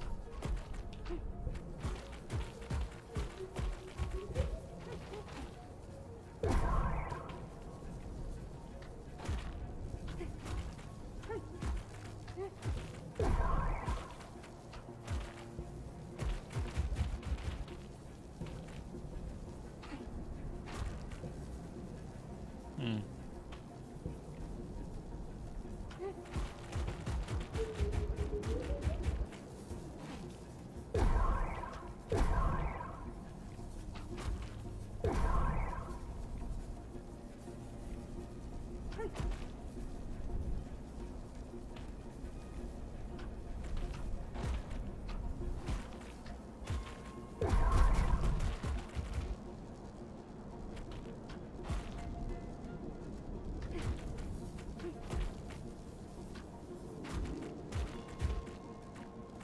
Okay, but this doesn't really solve anything, does it? Oh! No, it actually does.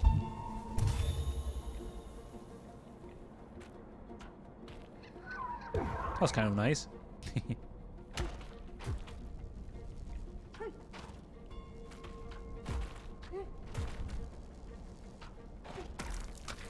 Oh.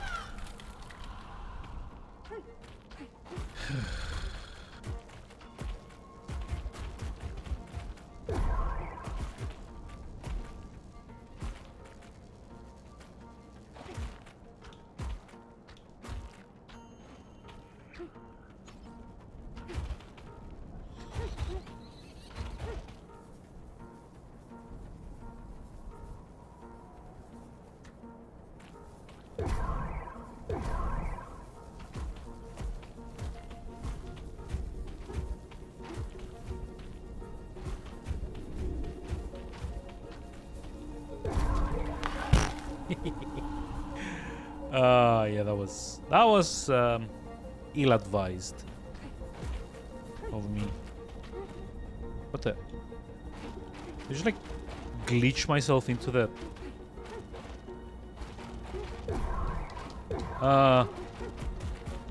Holy shit! What did I just do?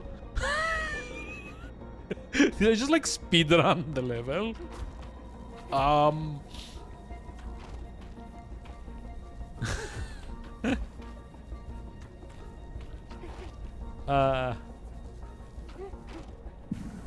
I guess I did? Like, sure. Fuck. It's not gonna get any easier, is it?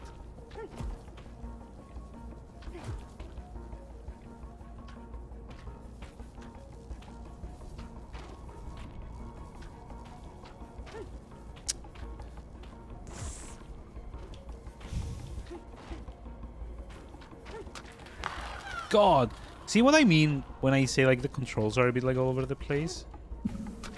There's like no diagonal dash, so you really just have to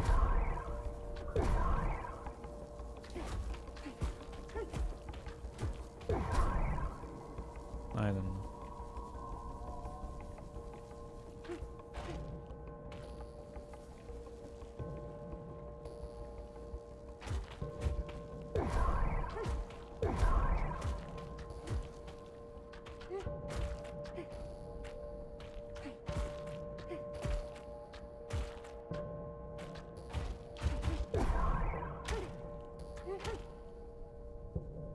Hmm.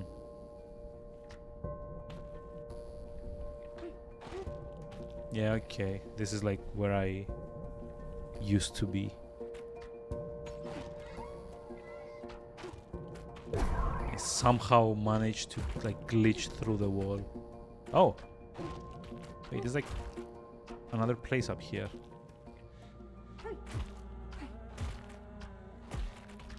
Oh, it's one of those totems. Hey! Woohoo. Woohoo. God damn it.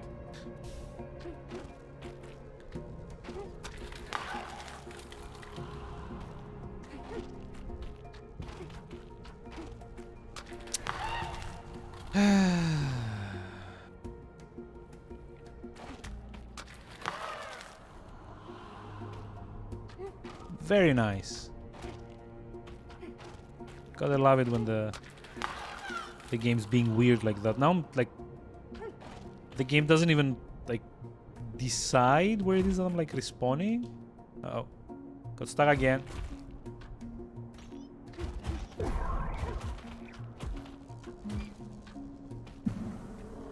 Like this, and I guess now the idea is like I do it like this. Again, I'm stuck in the freaking thing. Okay.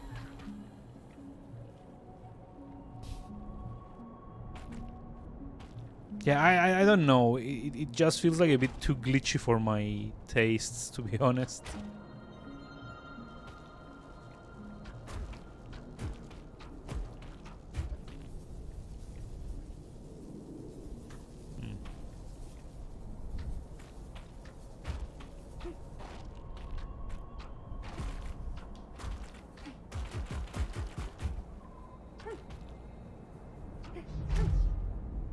What the?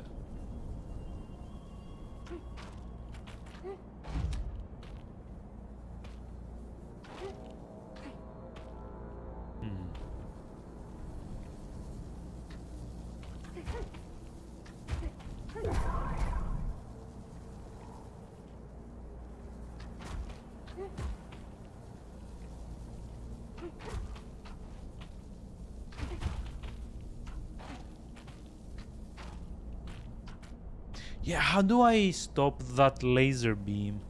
Maybe...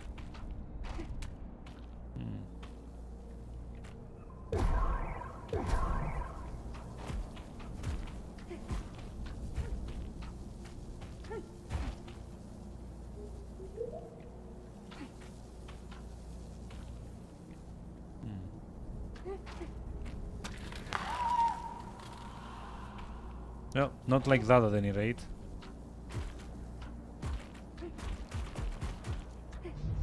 Just like this. Oh, come on! Really?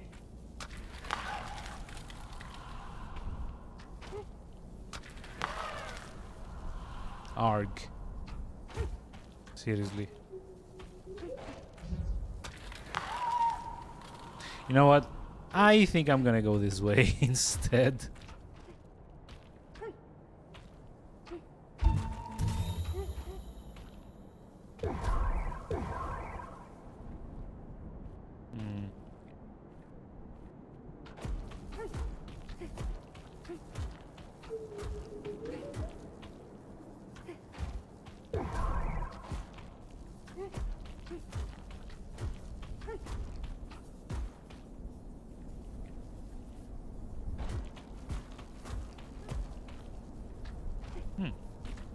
Okay.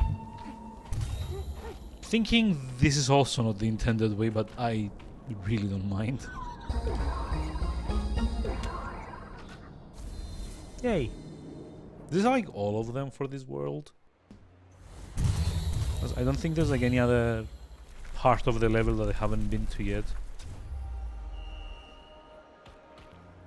Oh, okay, so... There's like this one after. Fuck it. There's only 4 of them. How hard could it be? Cuddle bug. Oh, okay. So this is in fact the last world of this. Okay. So when we're in like the green shit, you can't actually use your dash. You have to just like go use it from like outside. So you do keep your momentum while you're dashing from outside this, but you don't actually keep your momentum when you're... you can't actually like initiate the dash when you're in here. Okay, you can't use any of your powers when you're in like the green goo.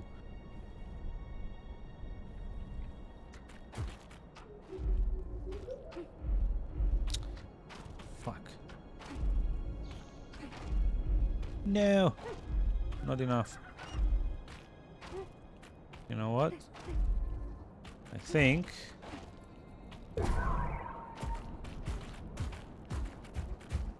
Okay. Yeah, this is more manageable.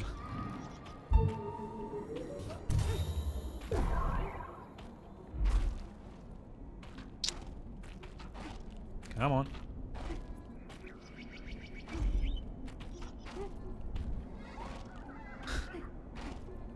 Stop being so glitchy.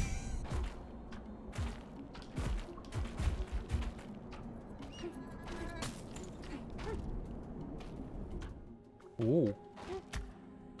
Wait. What is this?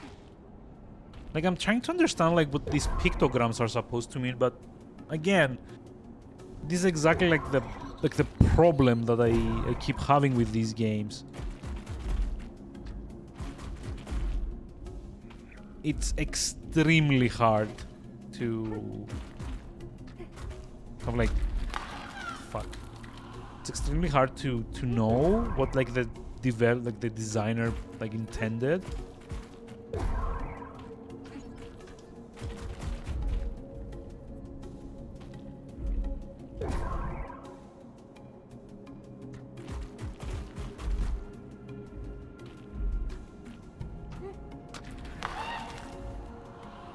Okay, I think I'm gonna need like another...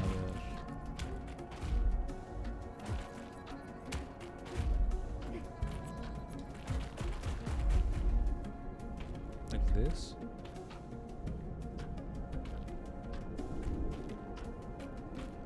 Yeah, see, there's like no way this should have been like a viable platform for me, right? Like this.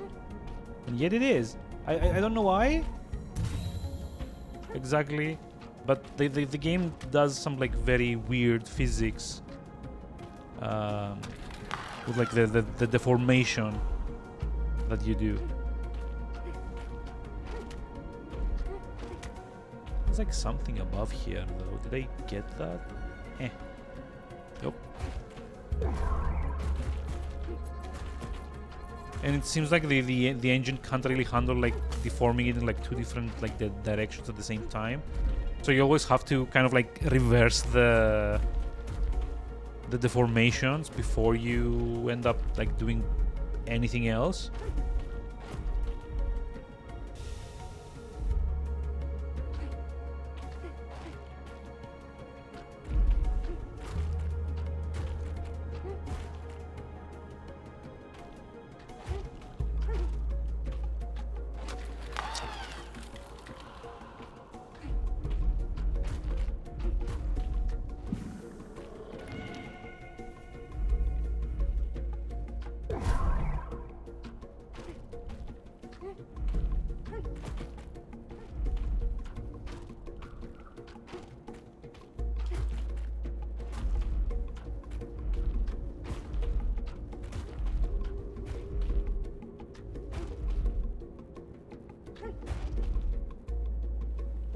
Wait.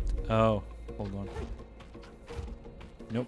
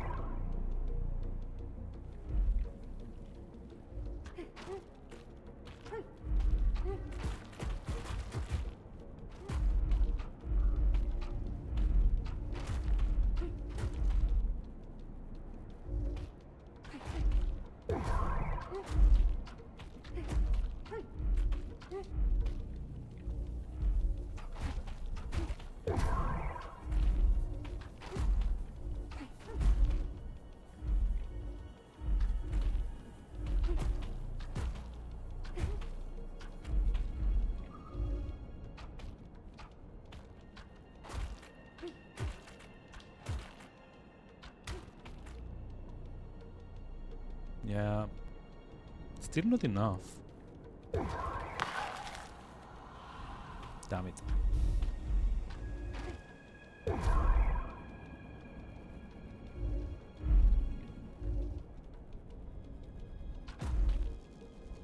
Oh. I really don't think this was like the intended way, but I'll take it. Anything to like finish this.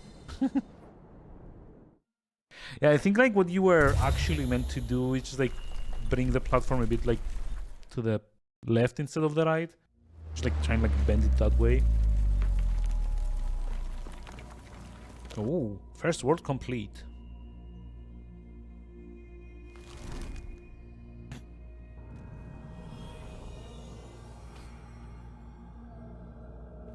Oh, okay, there's like 3 totems. You can actually see them in, on above the the portal. Serial alarmist. Like an achievement. That sounds gross.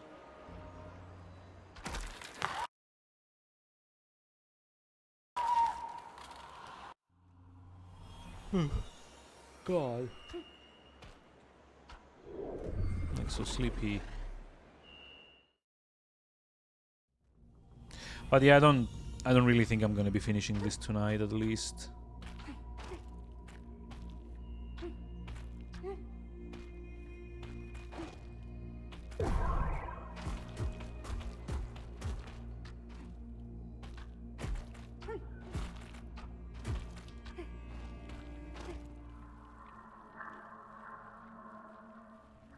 Oh.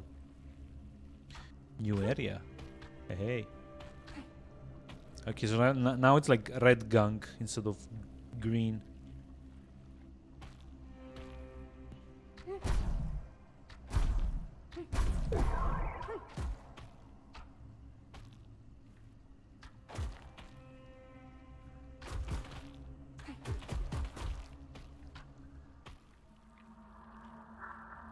And I guess this is like the third world?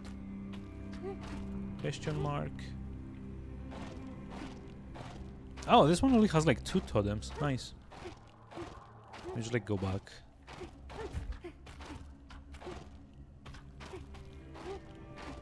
Oh, this one has 3 as well. I mean, fuck it, we can just like try and like do another one. But yeah, this is gonna be like another early stream. I'm really sorry about that. And I really do hope that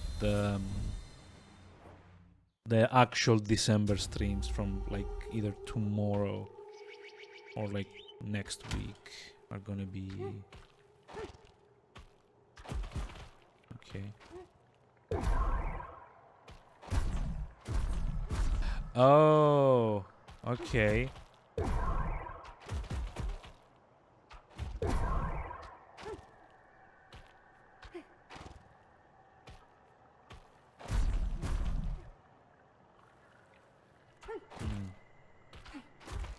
So I guess the shtick here is that you can not raise them if they would cross through the laser beam. Oh my god, more pictographs. Amazing. Still no idea what they mean though.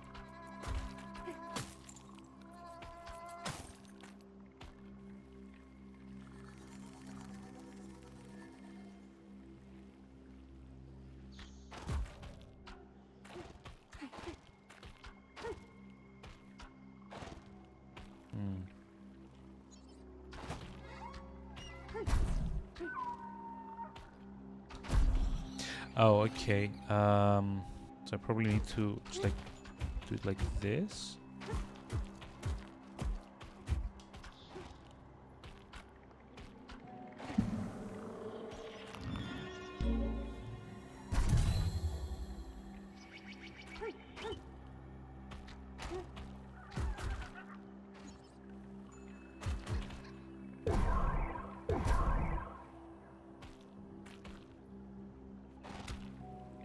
You know, I have like the like sinking suspicion that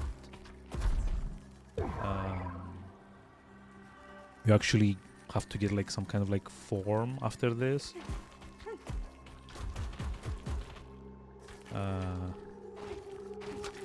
Fuck. To be able to access like everything. That's gonna be like a bit of a pain. Yay. So cool. So cool. I feel so fun. Yay.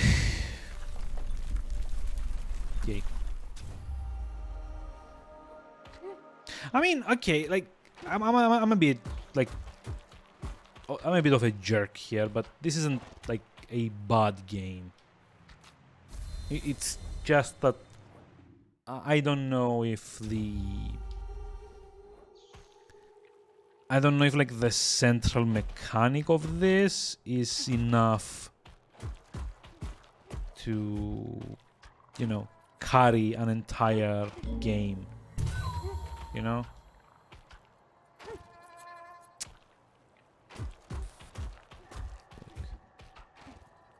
Also, it does feel like a bit glitchy, to be honest.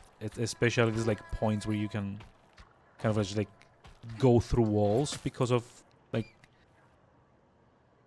how like the deformation interacts with God, what was it called? The I forget the word for it. Because of like how the deformation interacts with like the collision, it's very easy to accidentally kind of like break the game. Because even though I'm deforming these platforms, the game still thinks that they're like platforms that I should be able to step on.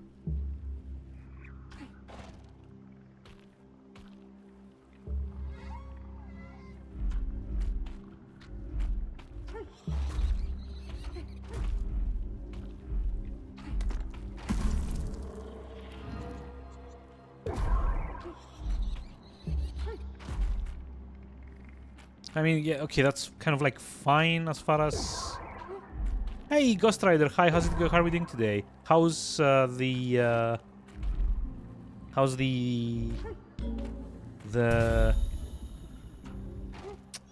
abomination hunting? Yes, I don't know. How's Dark Tide going?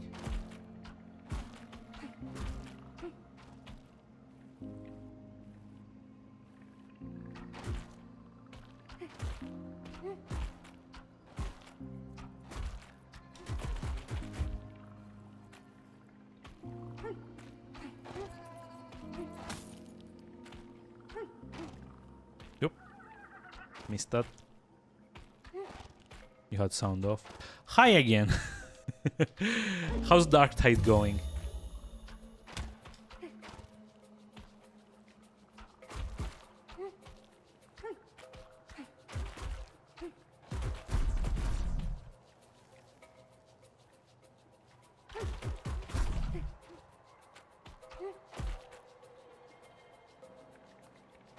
God damn it, I'm stuck.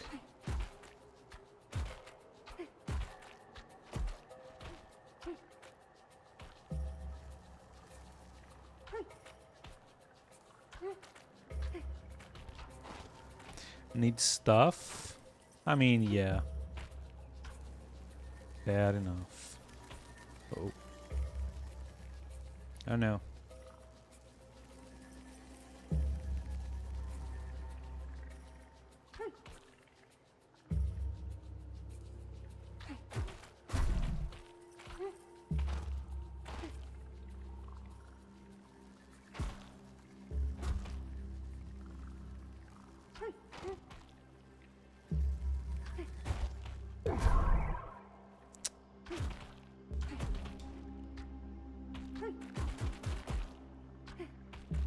How's this game? Honestly, I don't really care about it too much. To be honest, it's okay, but that's about all it is. Just like very underwhelming, to be honest. It's a kind of like puzzle platformer with a lot of physics stuff in it, but it's not particularly well made, to be honest. Like, it works, but it also has like a lot of fun interaction. Should have watched when we played Broforce. Yeah, I mean, that was kind of like an impromptu Sunday stream. I'm sorry, but that was like when I had like my free time. Also, Goshi, hi, how's it going? How are we doing today? I mean, yeah, again, Broforce isn't like much to write home about. I have played that on the PS4 before, so I went in knowing full well what to expect. Although I will say that it's like a new interaction. Nice. Although I will say that the what's it called?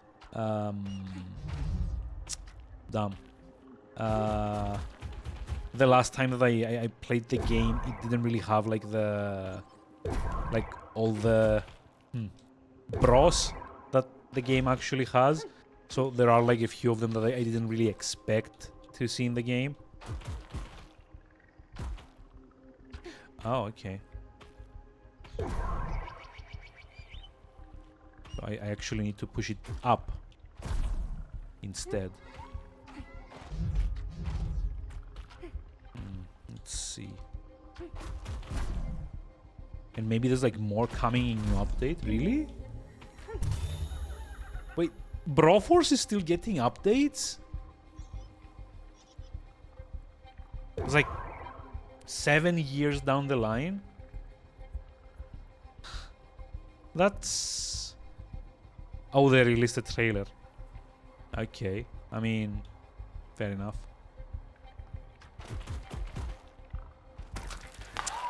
God.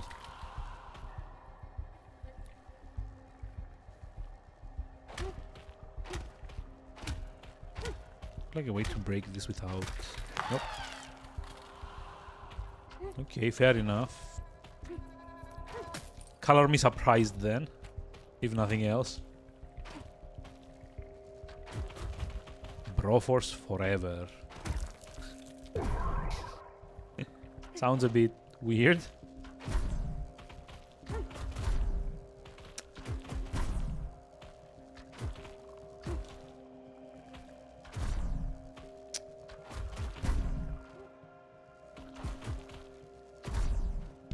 Oh, there we go. Biggest upgrade to Broforce. New missions, new freedoms. Huh, okay. It's kind of weird that they would release, like, an expansion and not, you know, like a full game. You know?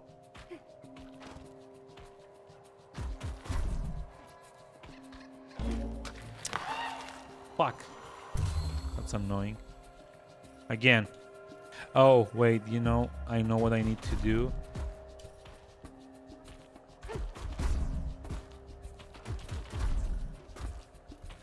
To do like this.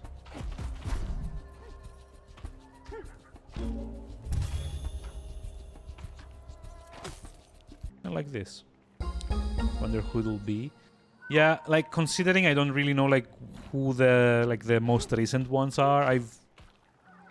So the last time I played the game on PS4, they had just added the aliens chapters. So there's like Ellen Ripley was added to the game. God, there was like the Kill Bill lady. There's like the broad, as the game calls her. God, what else was there?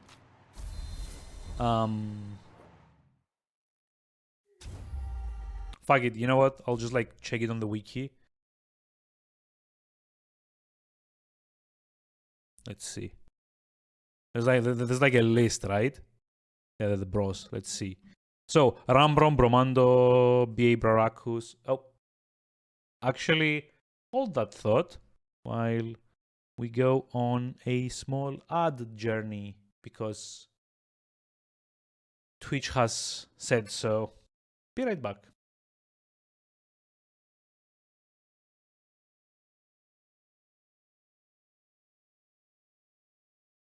And if you're not actually getting commercials, then congratulations for living in the Twilight Zone where Amazon doesn't know your country exists or something. I guess. Not getting anything. I mean, that's nice. It's weird. I don't know exactly who these ads are like targeting, to be honest. So we should be done right about now. So let's go back to like the bros. I've actually heard it from like variety of countries that they don't actually get ads, which is nice, I guess. This is very annoying, to be honest.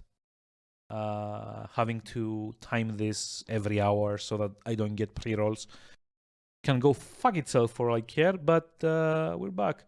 And like since we're like not exactly on stream at the moment and we're talking about Broforce, let me just like put in like some music in the background while we're like looking at this thing.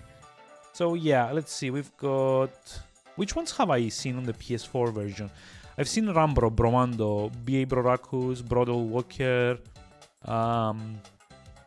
Brohard, McBrover, Braid, Brohard. I was like, okay, Agent J is like Snake Plissken. Yeah, this guy was also in the PS4 version. The Terminator, the RoboCop, the like Indiana Jones, Ash Williams, Neo was in there. The Boondock Saints, Machete was also in there. Conan. There's like Ellen Ripley. I think was like the last one that like the PS4 version actually got.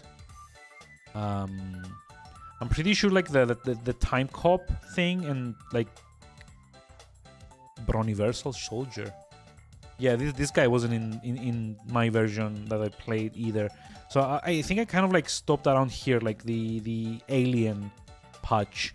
Because there's like a level in the game where you fight aliens as well, which is, I think, just like added like this. So let's see. Luke Devereaux from Universal Soldier. James Braddock from Missing in Action. Cherry Darling from Planet Terror, which is... so key, guys. I love this. This is like the lady that like in Planet Terror has like the axe for like a leg or something, I think. Oh, it's like the like Schwarzenegger's character from like the Predator, I guess, or it's like the actual Predator. Oh, okay, it's like the actual Predator. 007. I'm pretty sure the bride from Kill Bill was also in the version that I played. It was like the Professional, William Wallace, the Rocketeer, Raiden, Connor McLeod, Dirty Harry. This guy was added in 2016. I don't think I've like seen all of these, like, or Bruce Lee or like Tank Girl either. There's like a lot of them. Guess the game probably like added a bunch more. Yep. So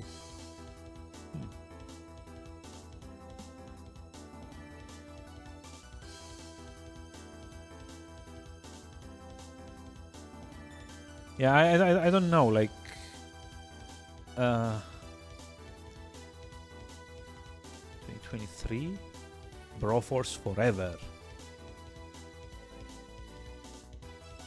Yeah, it's like so weird to me that like the game gets an update 7 years later.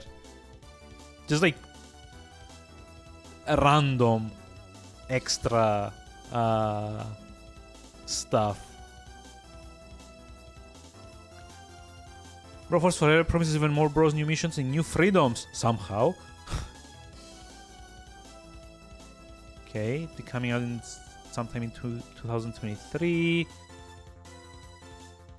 Yeah, I mean, I don't know. Was Broforce like the game that everyone was kind of like wanting more content for? Personally, like, okay, I liked Broforce insofar as it's kind of like a bit of like a ridiculous, you know, action thing, basically. But I don't know if I like particularly care if it got like a sequel, you know, or like more content.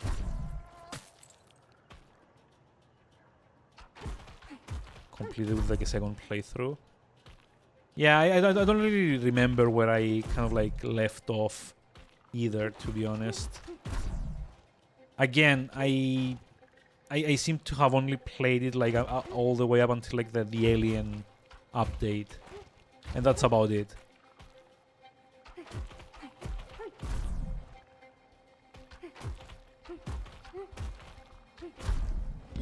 Oh, there we go. It's like a better bounce there.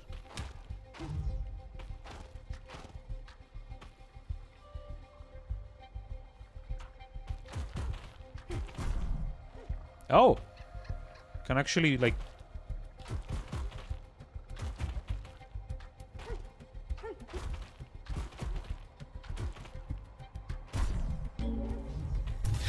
Oh, wait, there's secrets! Secrets! All the secrets!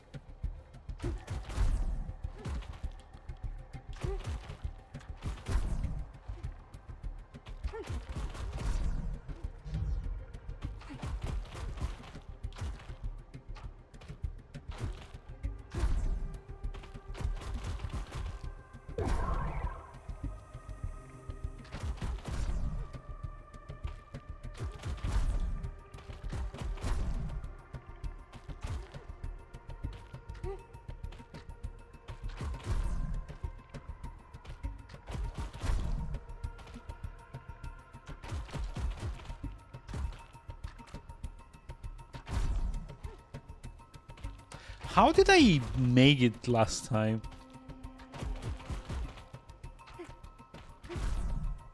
Oh, there we go.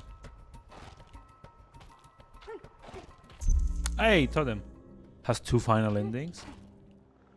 Yeah, again, I'm not exactly even sure like if I saw any of the endings. Isn't like the ending that like you end up like punching Satan in the face or something? There's like the big ending there.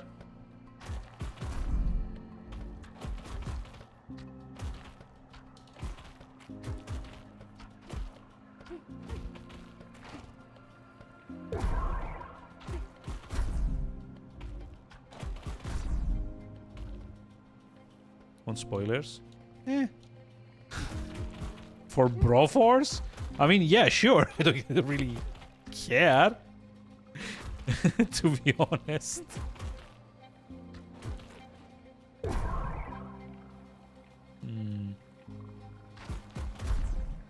Oh no, spoilers. For Broforce, whatever will I do? I'm just kidding. I mean, thank you for asking before spoiling. Ah, god damn it! Things like here. You high five everyone and the president. How brotherly.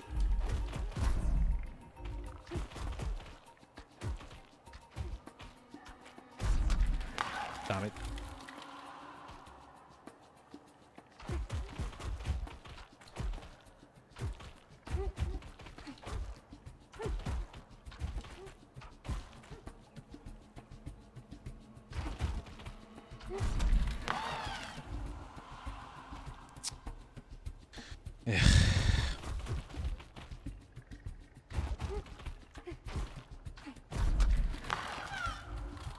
Jesus comes and congratulates you.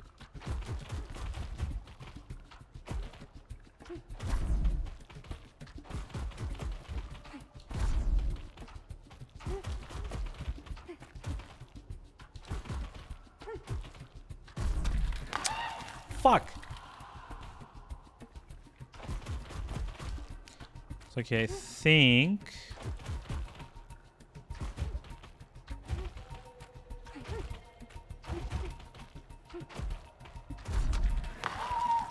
No.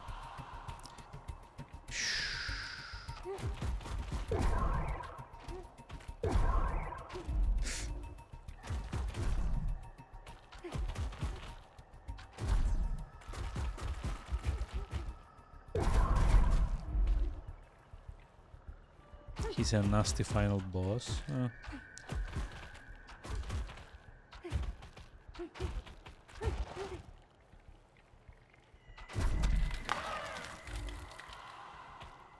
This is very annoying.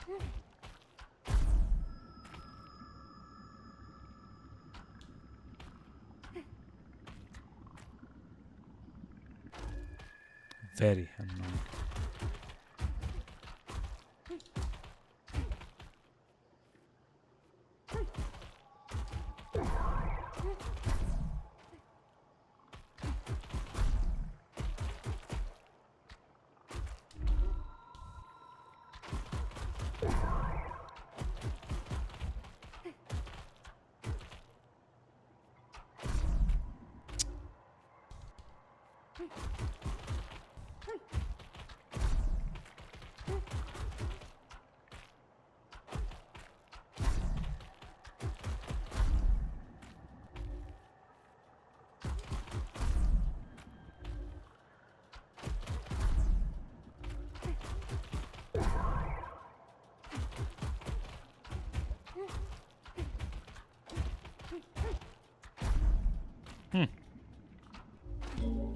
Jesus Christ, that took like forever.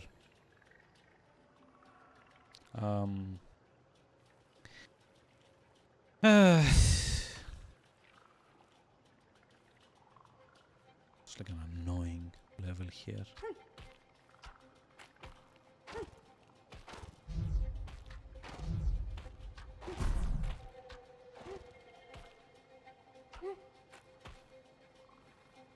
Oh wait. There we go.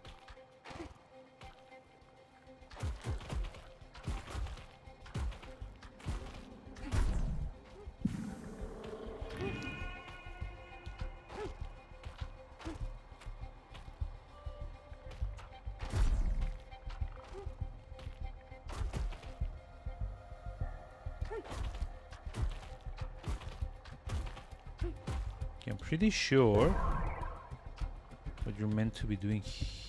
No. What are you even meant to be doing here? Dumb.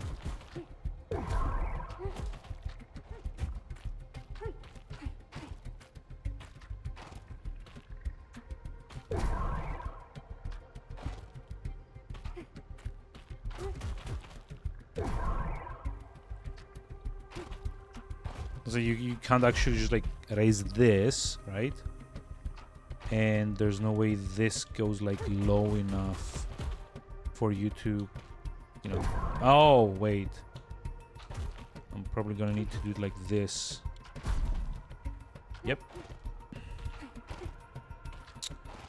Ugh.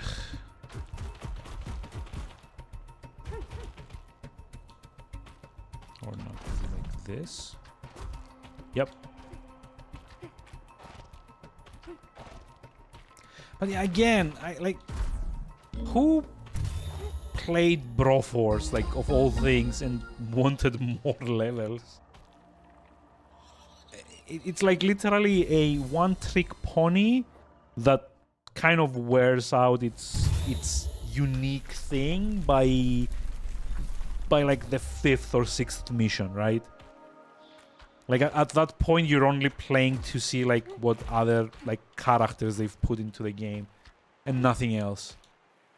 At least that's what I kind of like feel this game's all about. Well, not this game, but, you know, Broforce.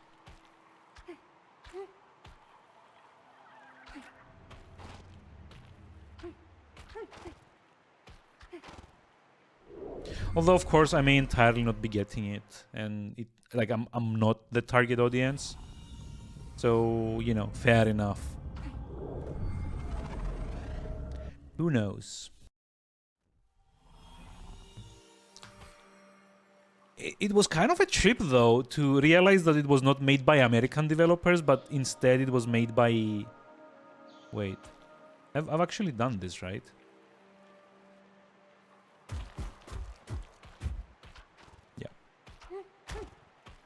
Yeah, but it's like kind of like a trip to realize it was made not by American developers, but actually like South African developers. No.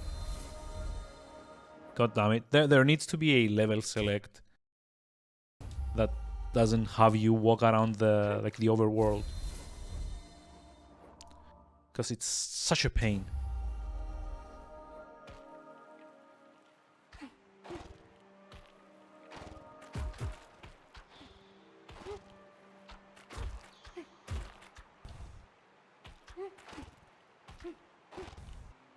Okay.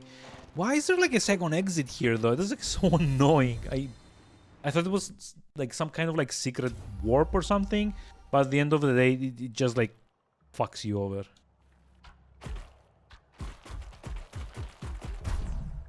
Okay. So I guess the idea here is to do it like that. Okay.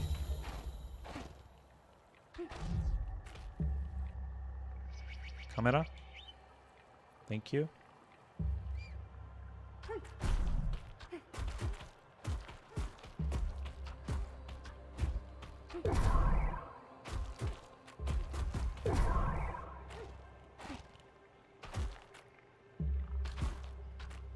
Jesus.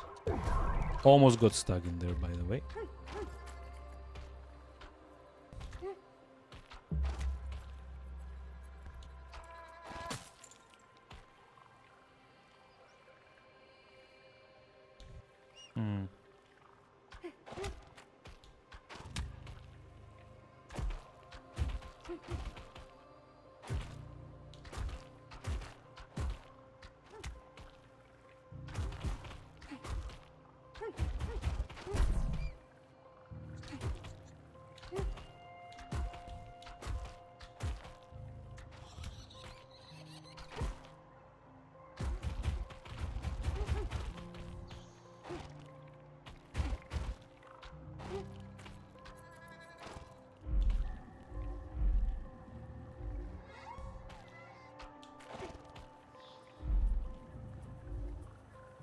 How do I even do this?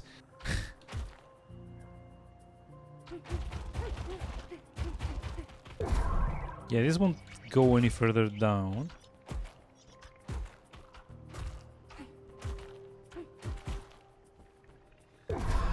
Oh, you know what? I know.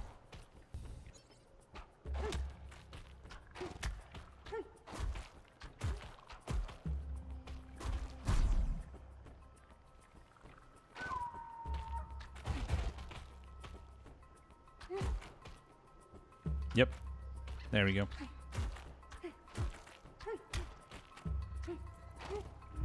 But even so...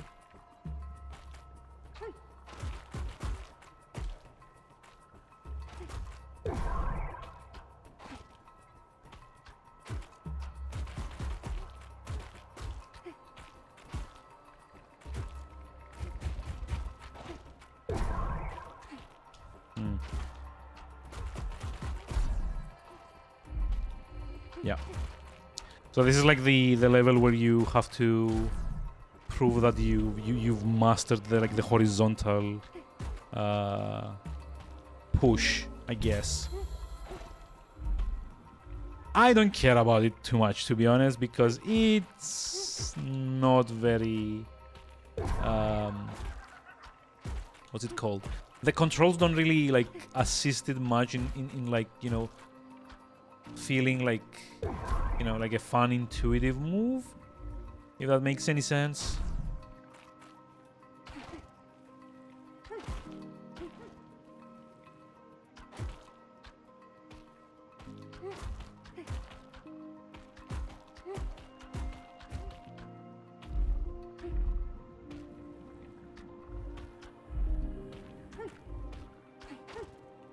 Nope.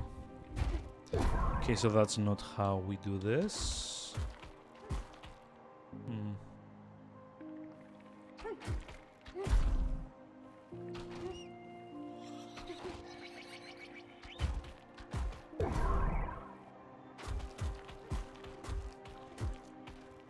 I think.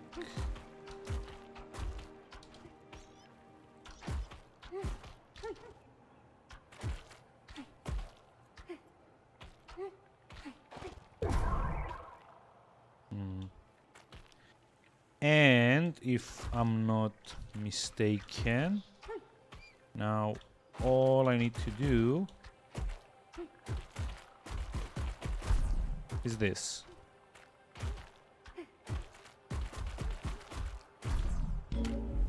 Yep. Yeah, it's got like the weirdest momentum, this game. I don't know. I don't know if it's because, like, maybe the controls haven't been adequately explained to me, but you actually need to be holding the direction you're supposed to be, like, launched off of, like, off to, before, like, the platform kind of, like, snaps back into position. Otherwise, you don't get, like, the full momentum of, you know, the push. I don't know if I like this. It's really hard to kind of, you know, grasp on the fly, and I'm not a big fan, to be honest. Hey, bogged down. It's like the second world. It's like a thing here. Oh.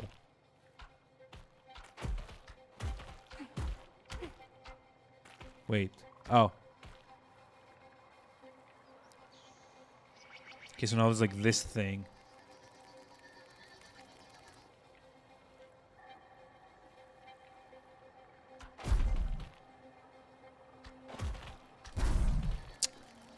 God damn it.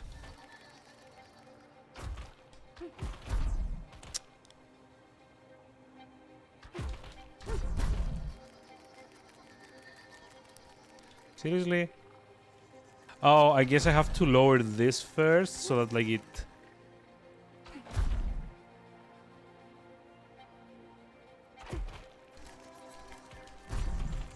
Why did it launch me like that?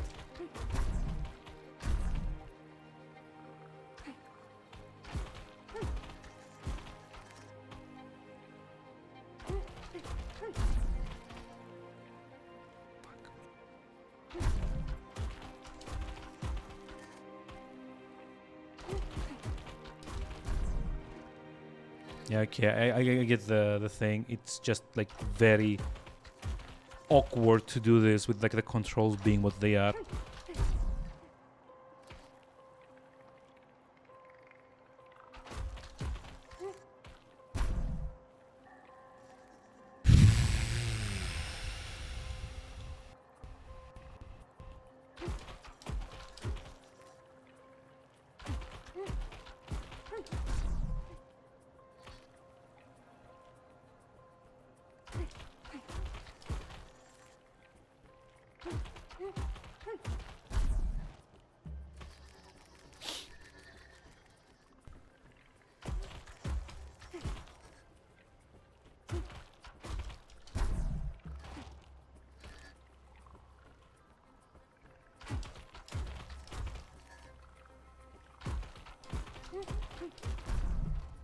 Come on.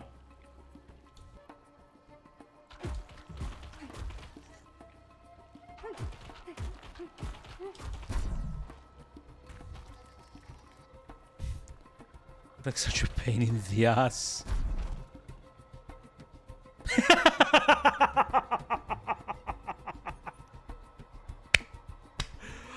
Yeah, remember when I was saying that the game is a maybe not very polished experience?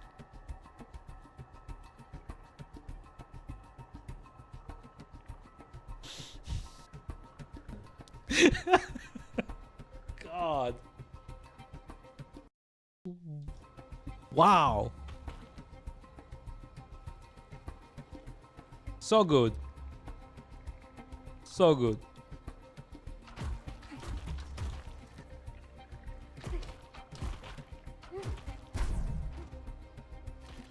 Guess this means I'm like a speedrunner now.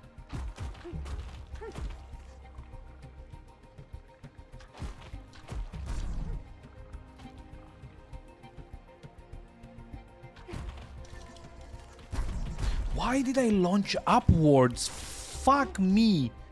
Like I'm pressing down and the game decides that I like have like launch upwards instead because reasons.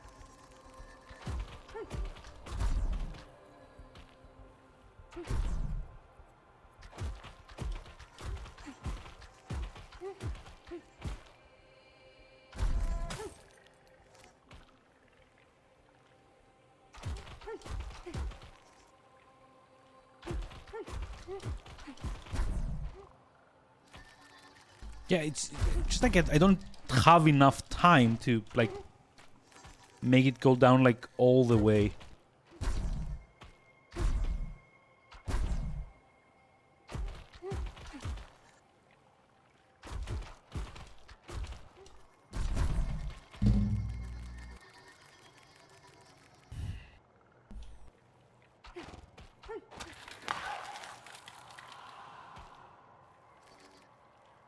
Why would you make a puzzle like that when your controls are so, like, shit? Hey, Gibbon! Thank you for the raid. How was Minecraft?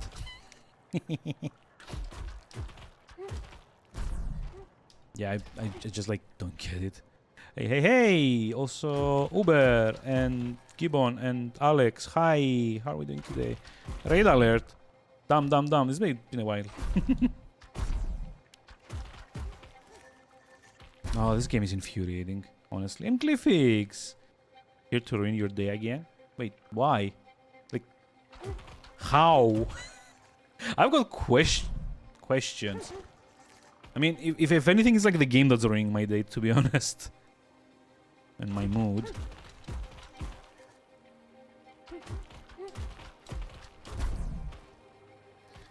Yeah, I'm just, I don't know, I'm not fast enough.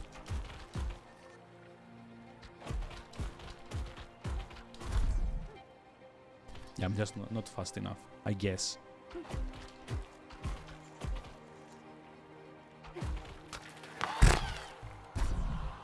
Also that. So if you're wondering what it is that I'm doing at the moment, this is like a very weird physics platformer thing. It's one of those games that's too difficult to be enjoyable.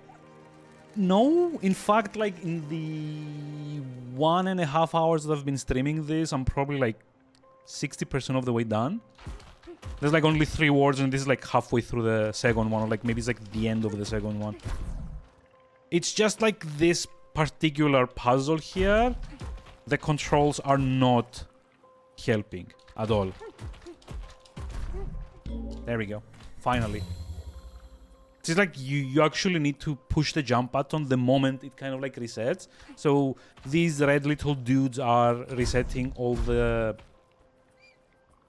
deforming that I'm doing on the level. But God. So I guess, so basically the idea here is that the little like red beams on this level, they will reset any deformation you do, and you can kind of use that to launch yourself upwards, right? But for some weird reason, you also need to be holding the jump button down. So if the game kind of like forces you to do that, at a very specific timing, then it's like very easy to miss it and not get launched. So hey Trinidad, hi, how's it going? How are we doing today? How was the rest of the I want to say butter cookies or like sugar cookies? I don't remember. Something or another cookies. Stream. Okay, so how do I solve this? Peanut butter blossoms, okay. Yeah, see?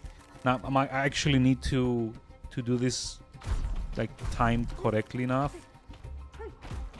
so that I like deform the... There we go. Deform it like deep enough so that I get launched upwards. But there's not enough time usually, that's the problem.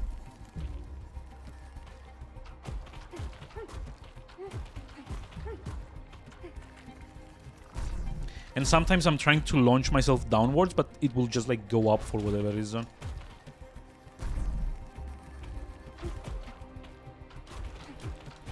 I think this is enough. Or not.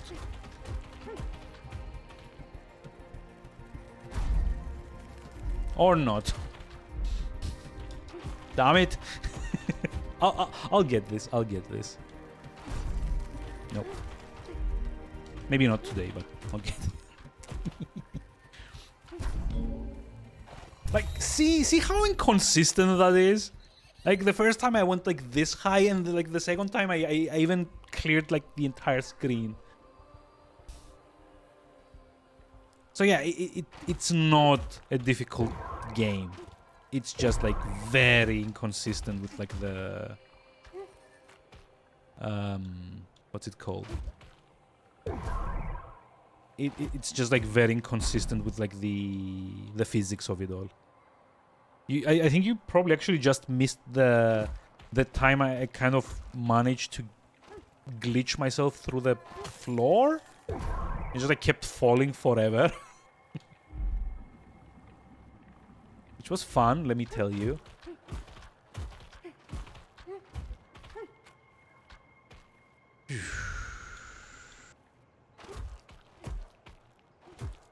So I think if I do it like this. Yeah, okay. The idea is there. I just like need the execution now. Something basically broken. I mean, it's not all broken. That's kind of like the thing. Oh god. I've got like a very low tolerance for like legitimately broken games, right? Come on. Oh, barely. So this isn't like constantly broken, right? That's the thing with it. It's like barely not functioning at some points. Pain in the ass.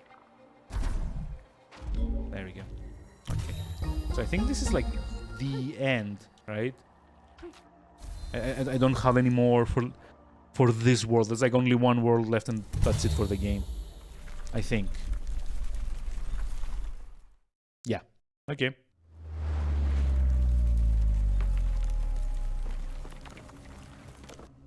Even got like most of the totems as well. So, like going by the achievement list. Okay, so hold on. Going by the achievement list, there's like only one more world to go, like the snowy world here, and then that's it. So yeah, short game. Like barely 3 hours if you're probably not looking for all the collectibles and stuff, because there's like a bunch of those as well.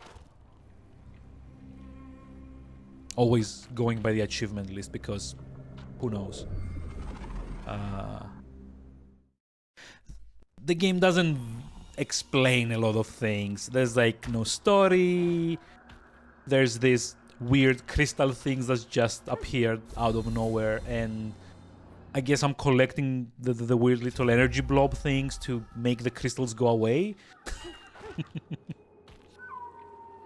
You know, it's all very limbo-ish. Like this is like pictograms, but like, what's the story here? There's a little gray dudes and there's a little purple dudes, and there's like a gray dude with the purple dudes that kind of looks like me. And I guess we used to live in a cave, and these guys didn't. I mean, I don't need every game to be like this, like, you know, narrative experience. What the? Oh, did I just like squish myself down? I did. Oh, okay. Okay. Now I went on a diet apparently and became like very thin. Okay. Cool.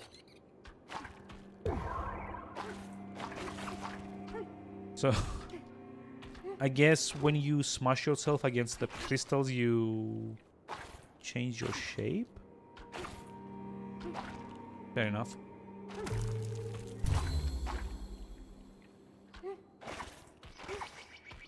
I mean, this is actually an interesting mechanic. I'm like actually shorter now, so I don't jump as high, but I get to fit under these things, and then if I squish myself into like the other shape, I actually jump higher, but because I'm taller, I can't fit beneath these passages anymore. I mean, yeah, okay, this is a bit more interesting. Although...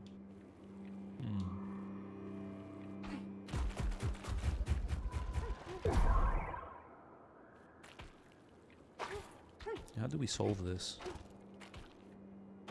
Like this?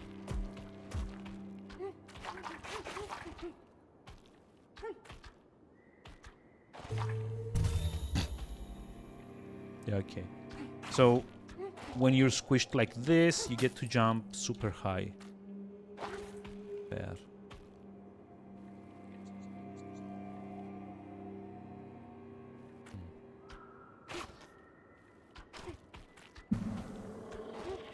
Which means when you're like pancake thin, you dash farther away.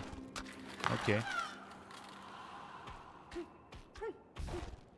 I kind of wish the game like showed you this mechanic a lot earlier.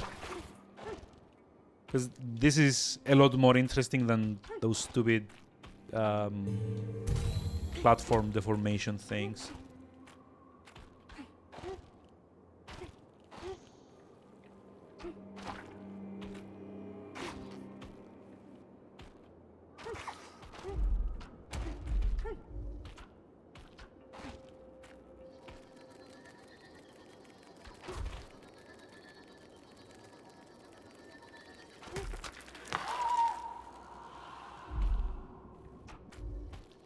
Okay.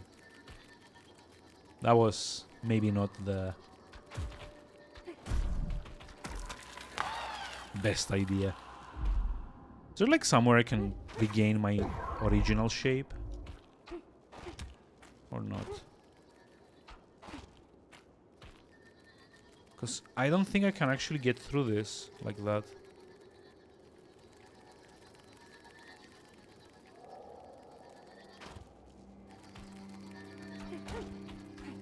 Yeah, I think you need to be the, like... I don't know, the game that doesn't really, like, give you official names for it. It's like Pancake?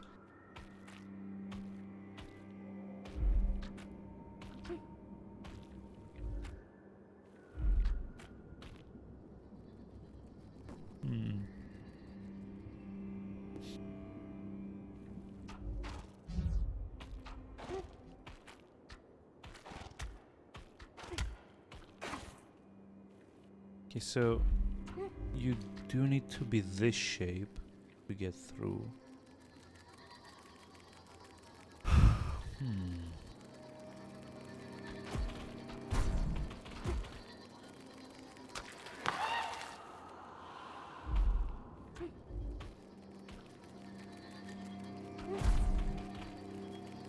Yeah, and I'm not thin enough to like jump over this, and because I'm like the the high jump shape.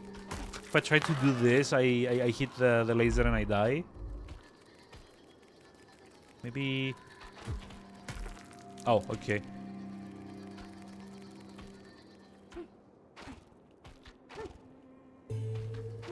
Fair.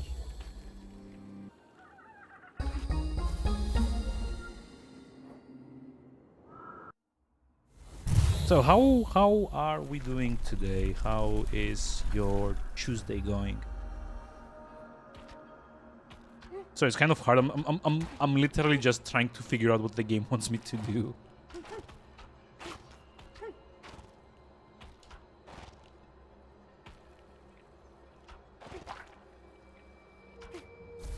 Too tired. Aw. All joking aside, how was the game you were playing? Something Z something whatever. I'm having a hard time remembering, to be honest. It's like 0 something or another.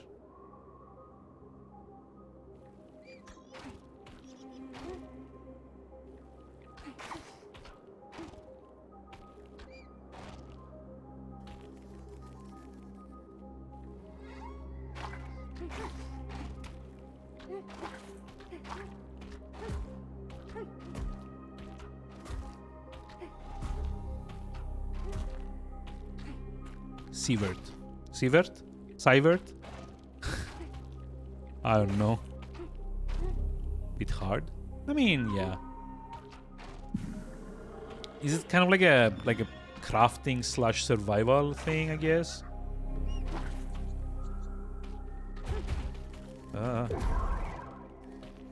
Is that what that's what it kind of looks like?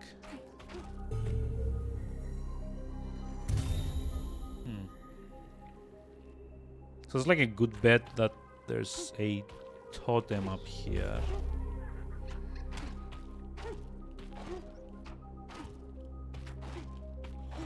Or not. It's like the next thing. Maybe the totem's down there then.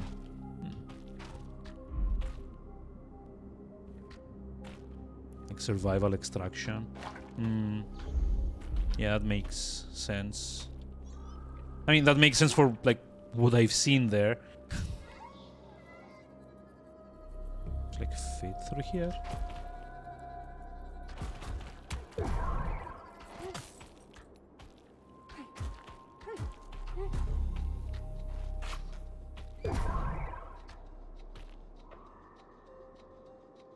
Oh no. Wait, I know what I need to do here. I actually need to squish myself. There we go. But maybe not like that. Can I? Yep. Okay. Almost. I'll get it. Hold on.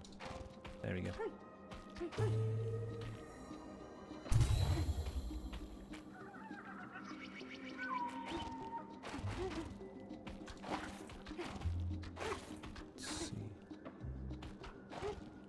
Oh, no.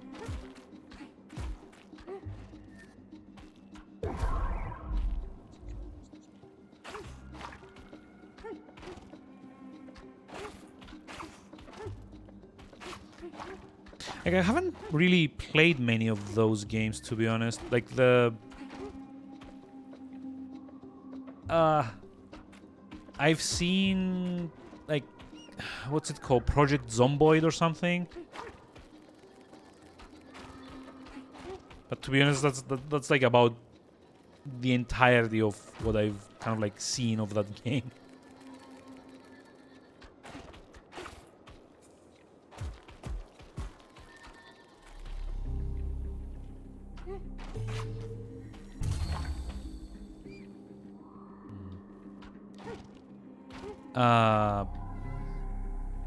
Yeah, like I said, I haven't really played many of those games, and in fact, like the only ones I've more or less kind of experienced as well is like Project Zomboid, I think it's called. And I haven't even like played that. I've seen a friend of mine play it, so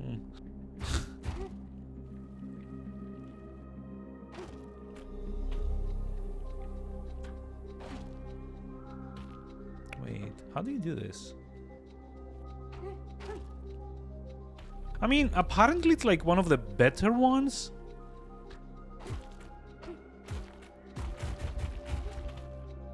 Generally, like, at least people whose opinions I respect when it comes to games, I've heard good things from for Project Zomboid. What the? Oh no.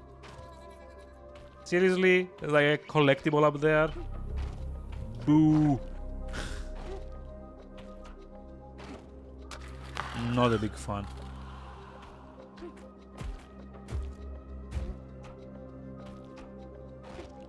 Jesus. Come on.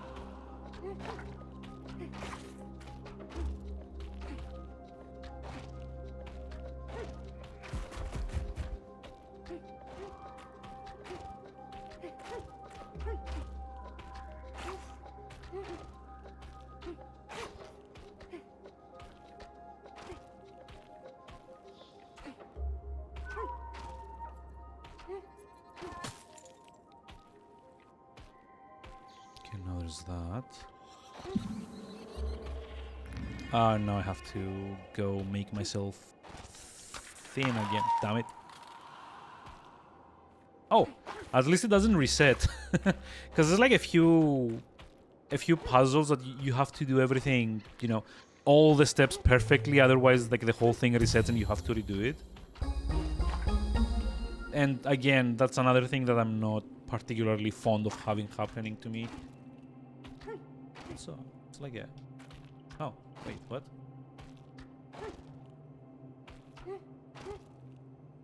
Nope. Okay. Yeah, I thought there might have been a secret up there, but guess not.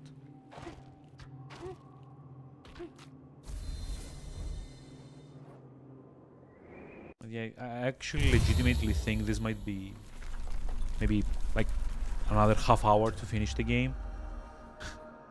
It's gonna be fun because that means I'm gonna have to prepare like all the Italian games for December.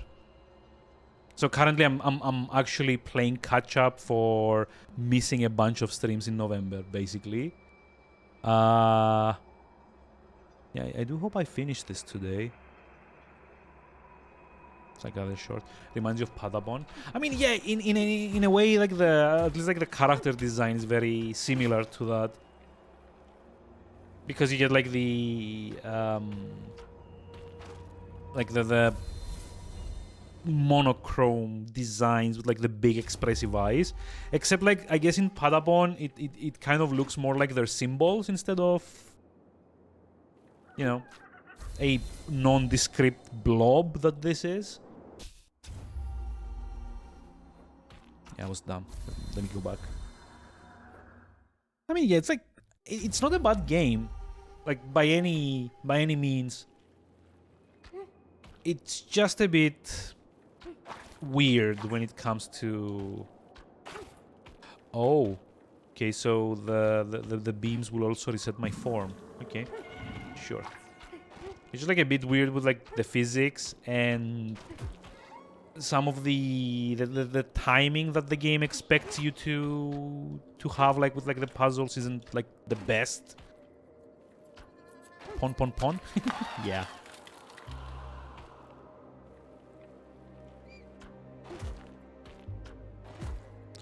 Maybe I need to kind of like do it like this. So now I can probably just do it like that. There we go. Doop.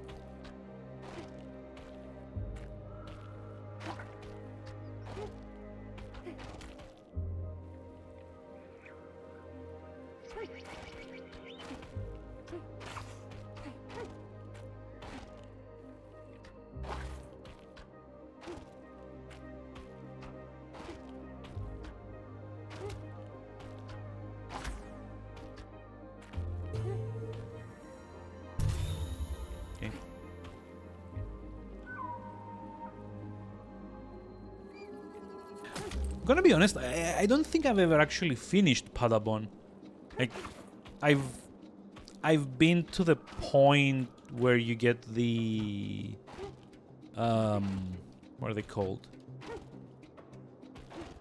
I forget the name.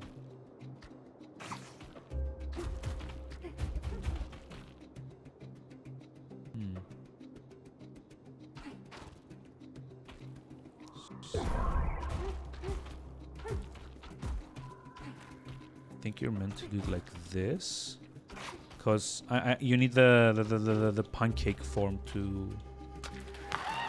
Fuck. You need the pancake form to like be able to like do this.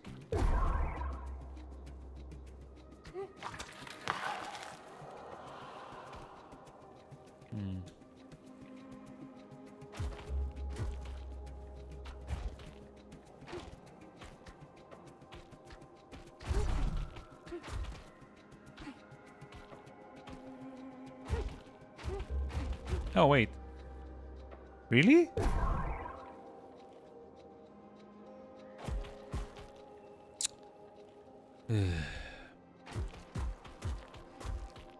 I think you need to go like this. So the goal here is to not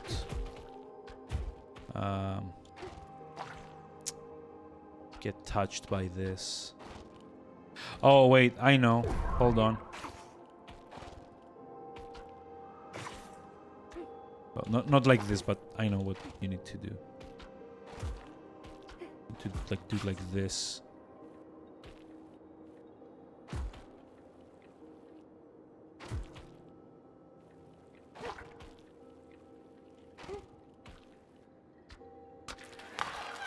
Almost.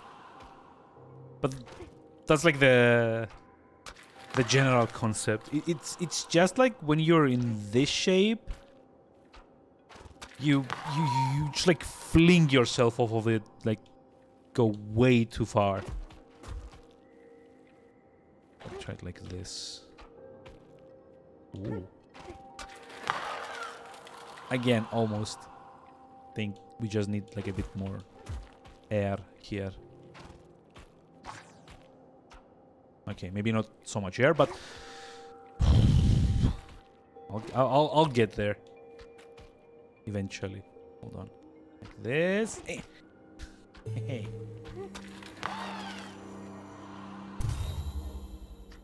See, this is like what I mean when I say the physics are weird, because I like definitely jumped off of this to just like dash again. Yep, and the game decides that the platform extends all the way to the spikes, and therefore, fuck you. And again.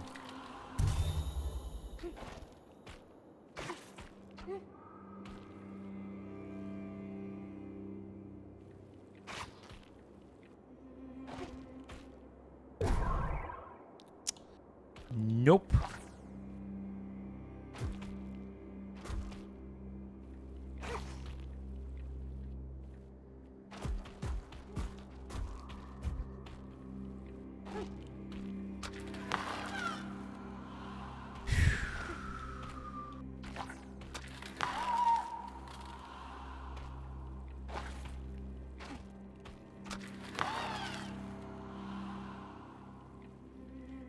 Arg. This is such a pain. I'm pressing the jump button, but like for whatever reason, because it's like a slope, it's like doing something very weird with the collision.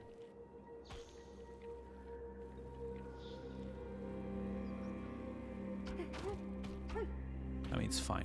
It's fine. It's all fine.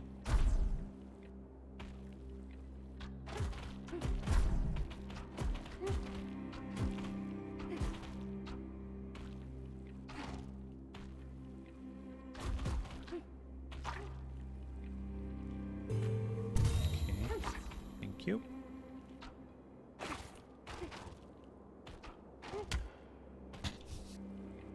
I just like headbutted my way into the.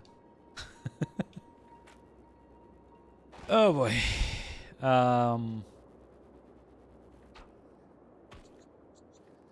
Okay, and actually, oh, you know what? Like a bit better like this.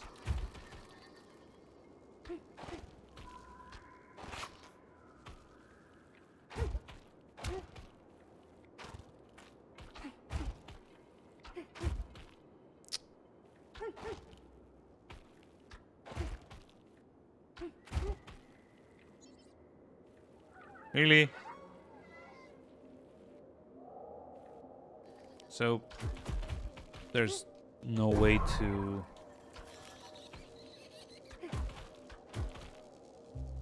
I guess I can do it like this, but I still need to make myself flat. I have like no idea how to do this.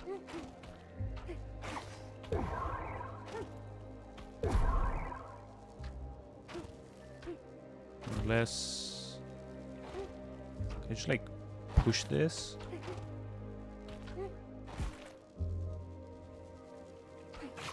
Nope.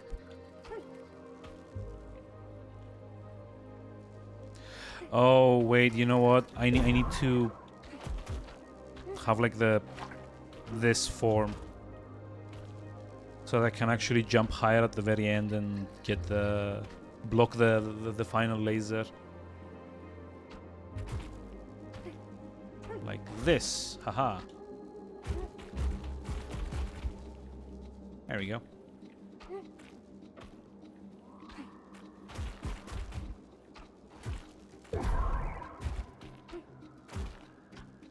Although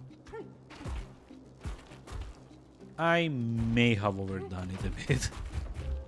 So okay, the general idea is that now I could maybe go like this.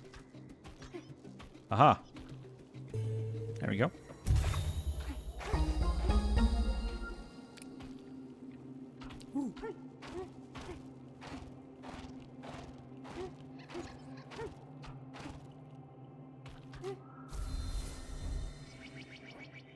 Still I haven't found the totems for this level though.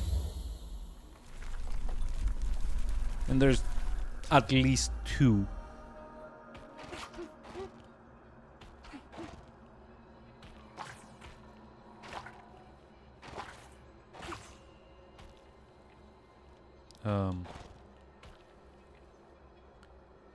Okay, hold on.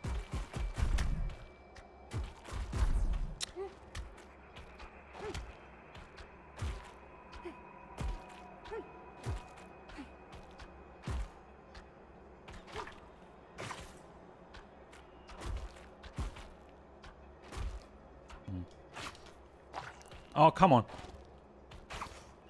Come on.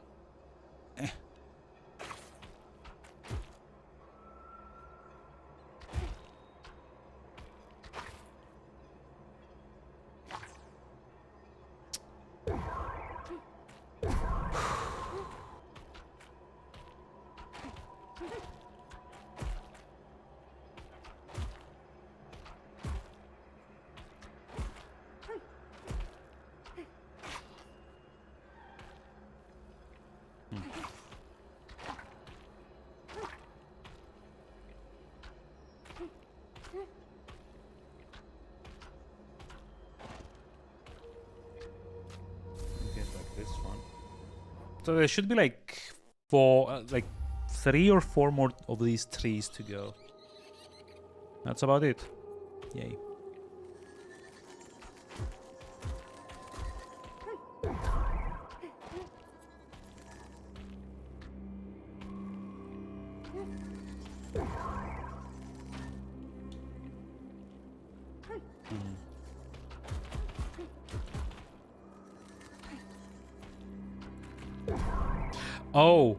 Oh, wait. Can I actually like trap them in here? Yep. So now I should be able to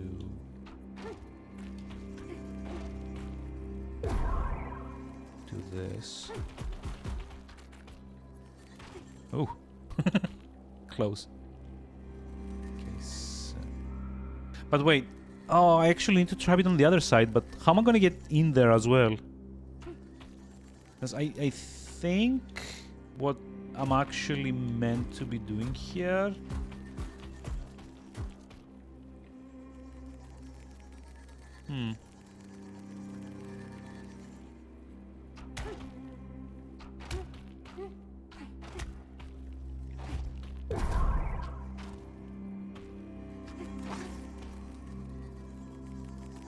Yeah, I think I need to raise this enough so that I can just like smash myself into the crystal and be able to do like the high jump.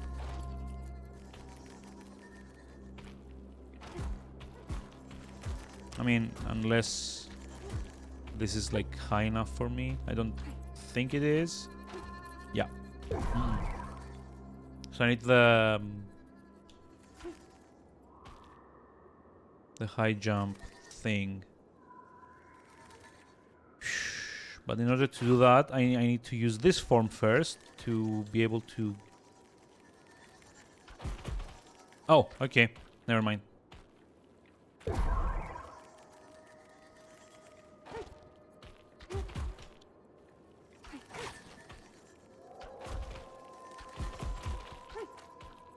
Okay, I think this works.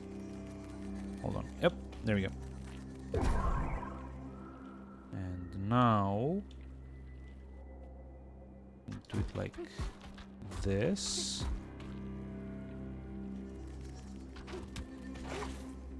And... there.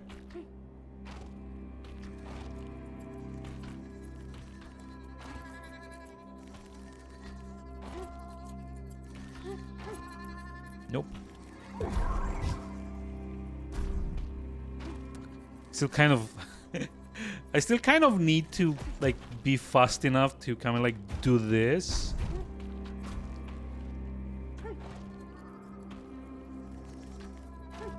There we go. Calculated.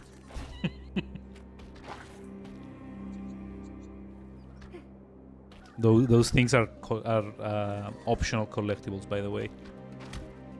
So yeah, fun. Okay, so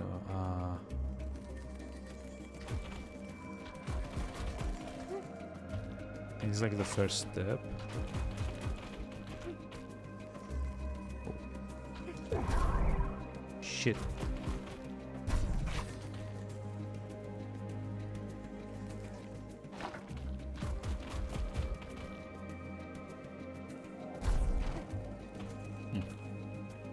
There we go.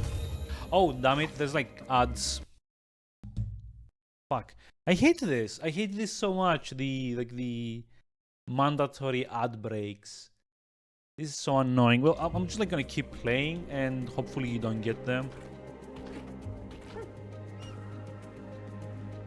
Super annoying.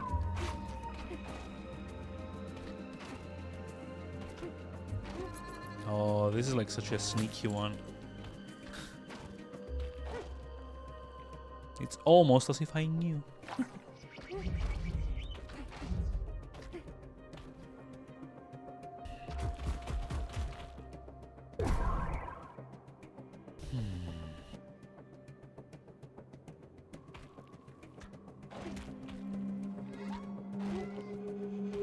Okay, I think I know what I need to do here. So basically need to flatten myself here. But to do that, I'm gonna have to reach the top crystal, which means I'm gonna have to find like a way to raise this. I really do wish the game had a way to like dash diagonally. Like it feels like something that you should have been able to do.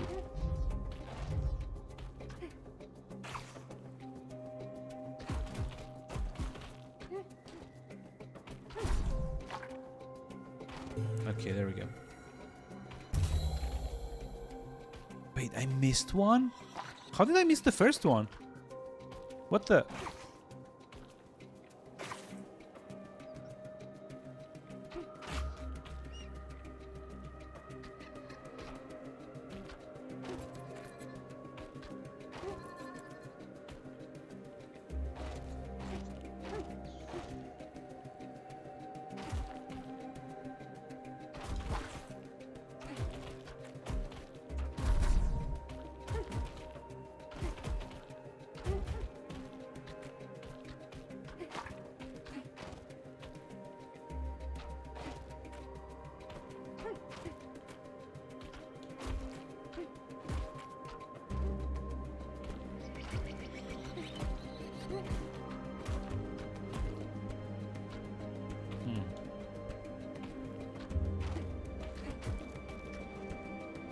Oh. Huh.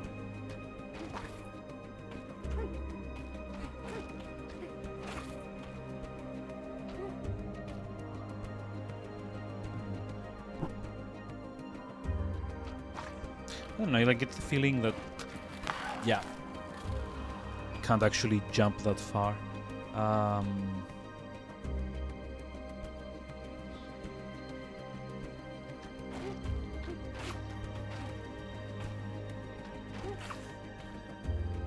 Okay, how do you flatten the blob?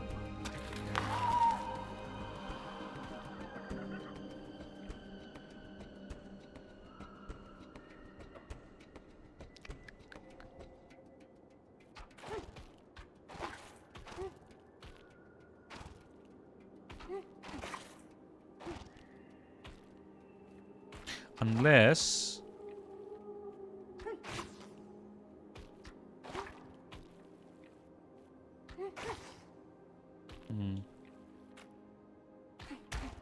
Oh, got stuck.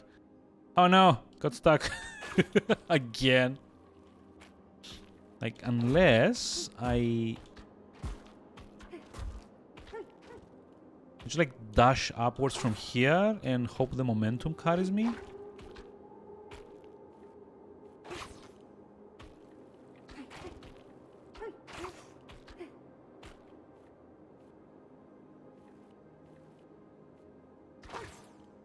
Nope. It's not enough. Maybe I need to give myself more leeway. Hey, Koshi. Have a nice evening and thanks for dropping by. Nope.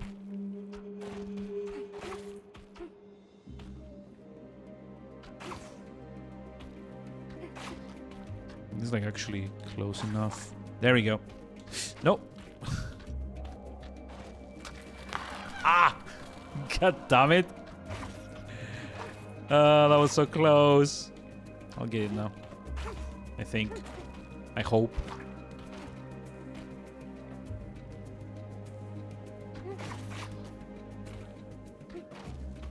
There we go. Aha. I just need to like do the boring thing and climb like this.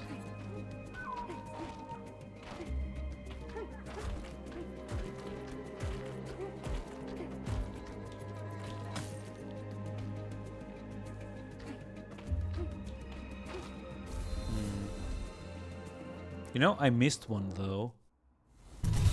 But he's like the problem at the moment. I think I'm like close enough that I...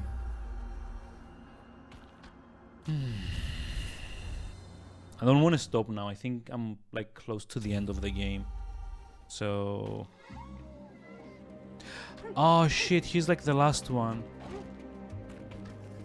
See, I was so fixated on the... what's it called? I was like so fixated on the little mosquito thing that I wasn't actually like paying attention to the other side of the area. Come on.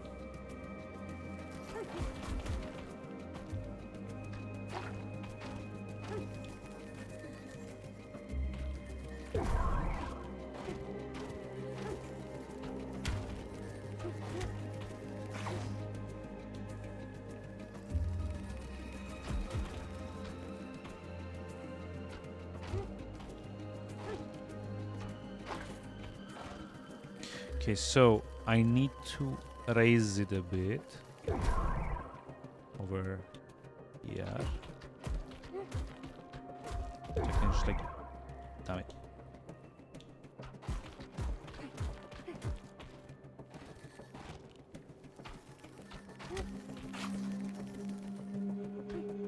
So I can actually come and like do this.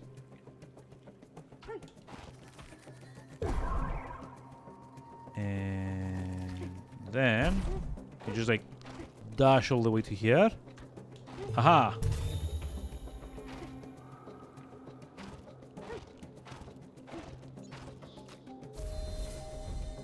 Please tell me it keeps the progress. Yep, Okay, it does. Fine. I thought it would like want me to do something stupid, like get all the way to the end of the level if I want to keep it. That's not very fun. Wait, what? This can't be the end, right? There's like more trees.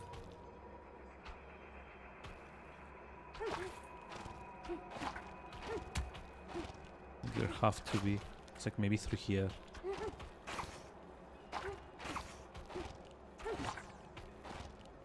Yep, there we go. Wait, no, it's like the first one, right?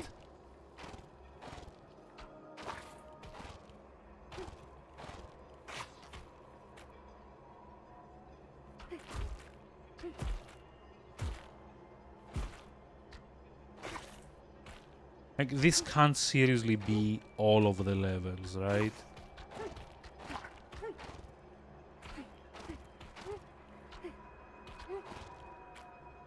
Yeah, you can actually just like, go further up.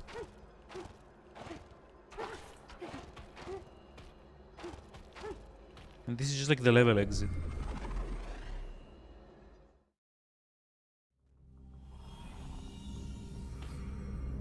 No, yeah, see there's like another tree in there that I haven't found. Huh. It's like no idea. It's like the first one.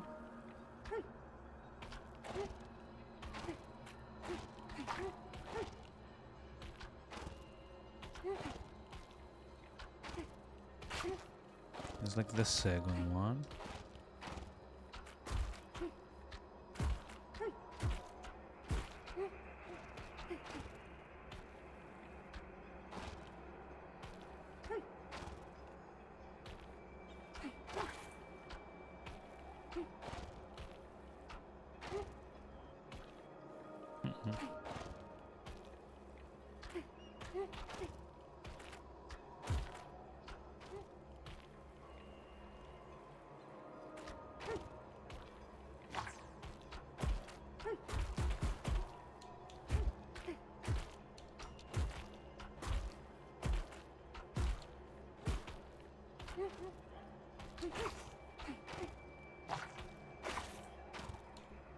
There's like something up here. No. I don't know. Like, what am I missing? This. Oh, it's this one. Damn it. Like, one more level. Ooh. I think. Oh, okay.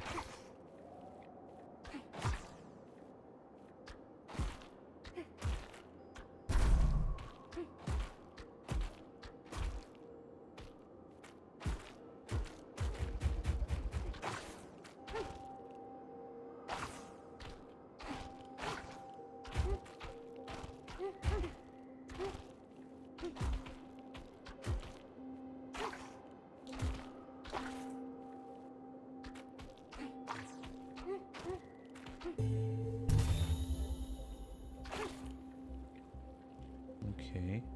I mean, eh.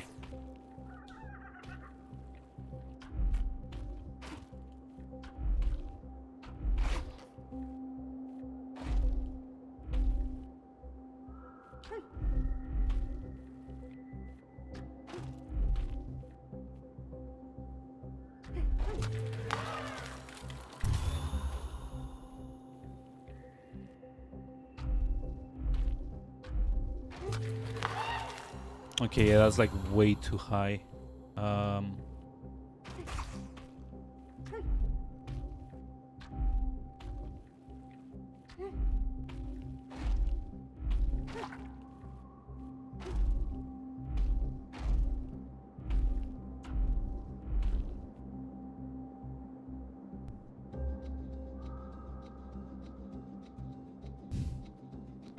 Okay, I'm confused here. Like,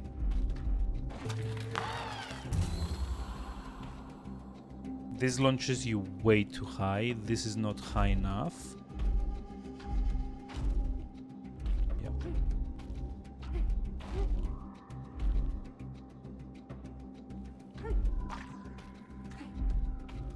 Oh, wait. I know. I know what you need to do. Hold on.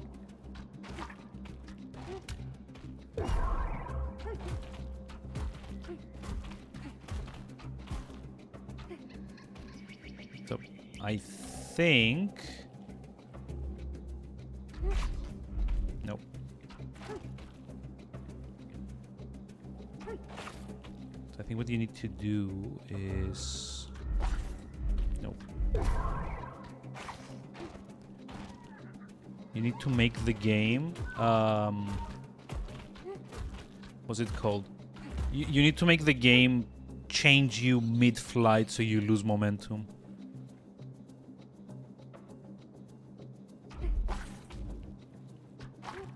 Maybe like a bit farther. No?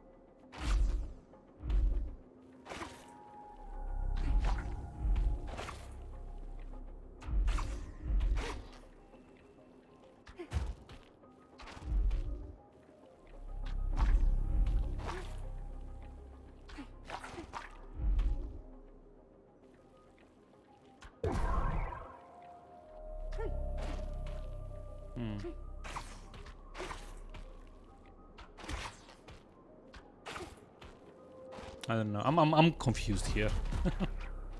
Again.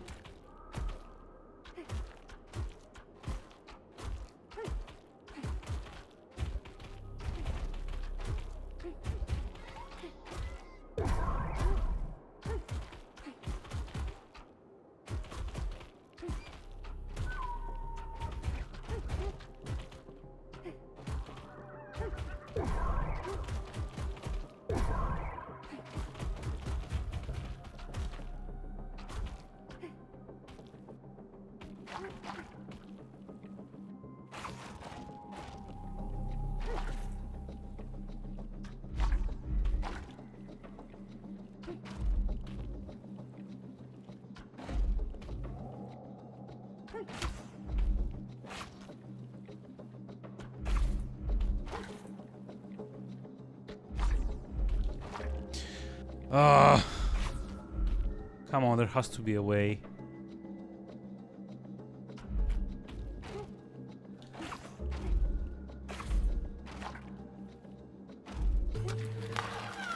Wait, how did I do that?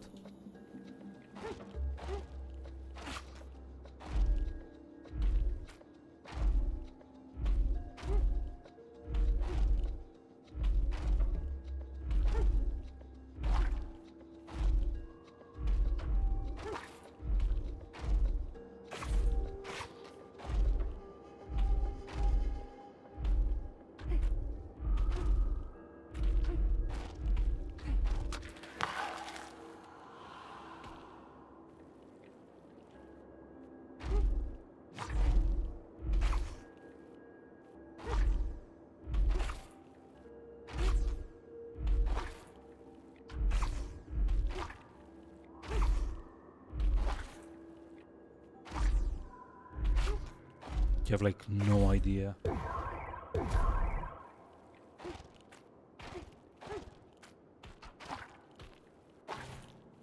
Is this like a different way to...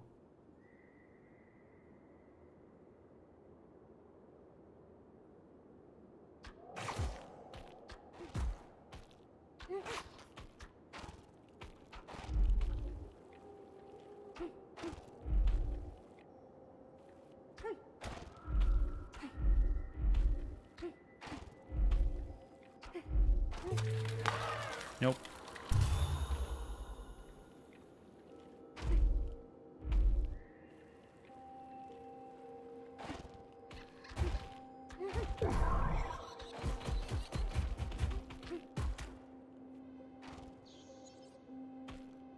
What the?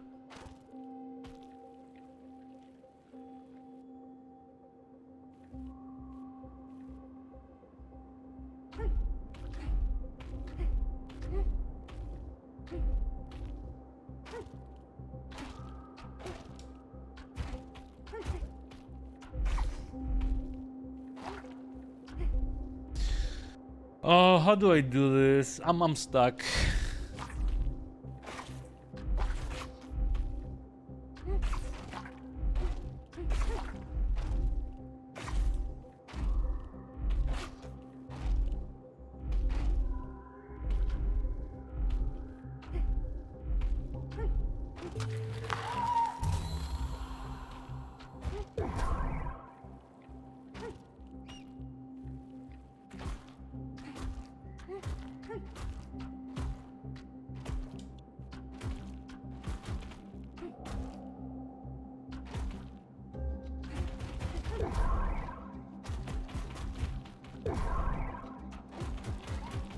If it turns out that like the only reason I'm not doing this is because I'm not stomping at like the right angle, I'm gonna be like very annoyed.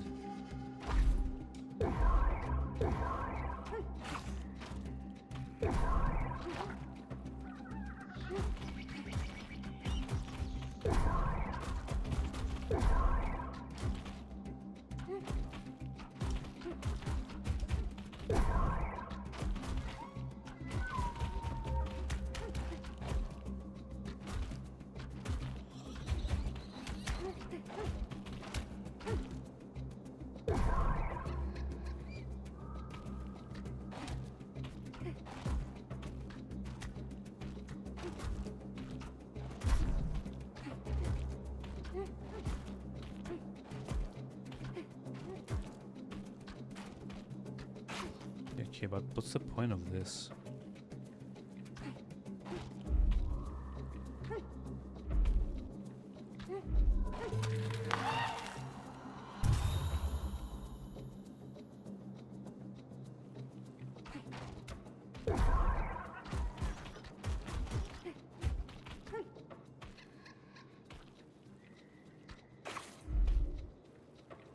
I mean, maybe... Okay. Okay, now it makes a bit more sense. There we go. Yeah, I was overthinking things again.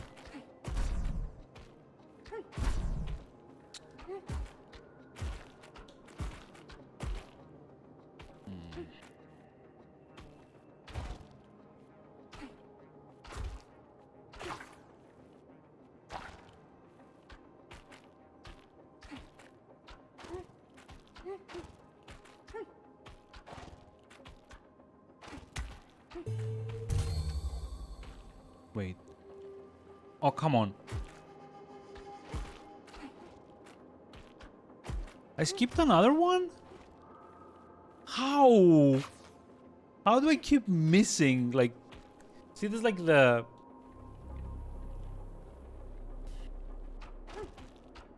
Never mind. I guess there's like one up here that I didn't pick up.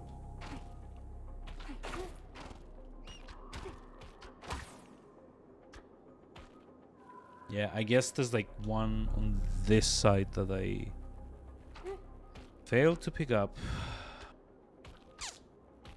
Cool.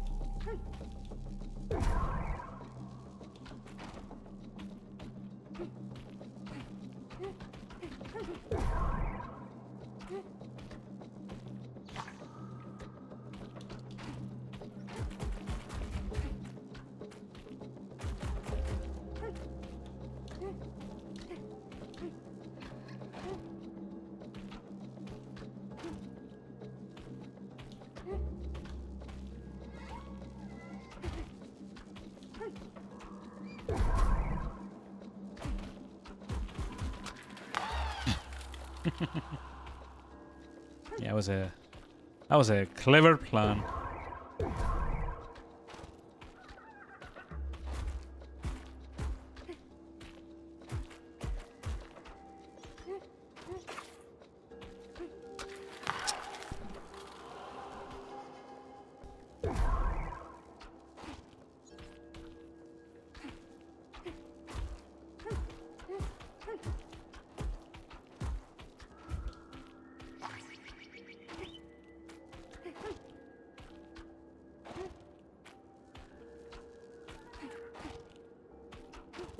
There we go.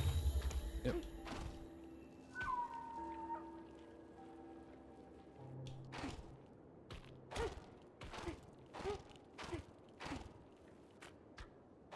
There's like one more. And that's that.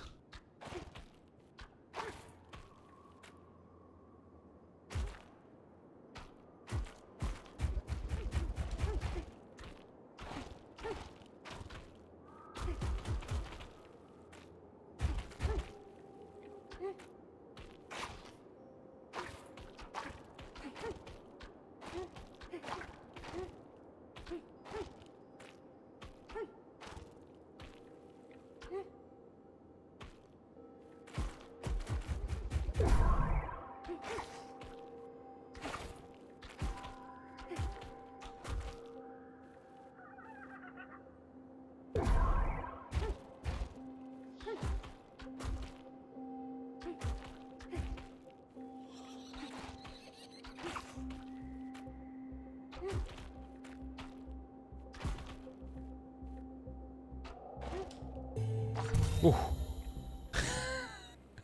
I was close. Okay, I think this is the end of the game.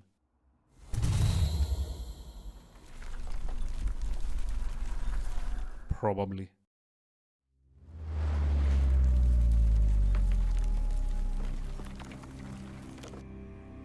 Yep, there we go.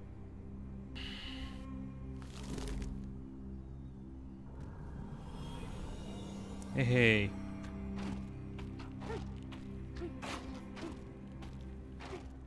We collected everything.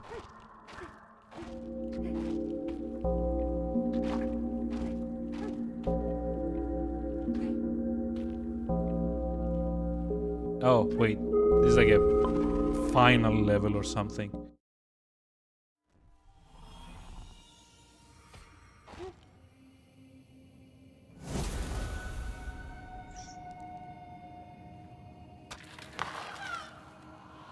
Wait, what?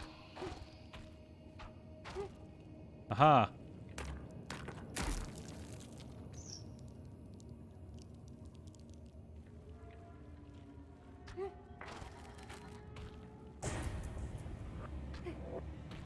Oh, wait. This is like a chase sequence, isn't it? Of course, because why not? You know, like Limbo did the exact same thing, so why not do it as well? See, when I talk about platform games in like 2010 to 2018 being kind of like fucked up by Limbo and like how popular it was, this is exactly what I mean. Like why do we always have to have like a what's it called? Like a chase sequence and oh god.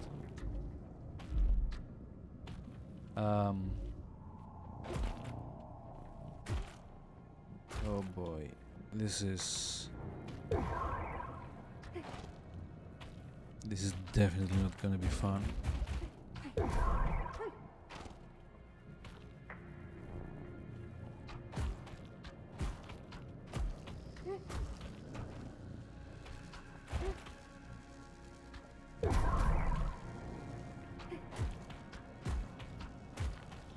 Like, you know, because it had like the spider sequence with the chase, and that was kind of okay, if maybe a bit too reliant on trial and error.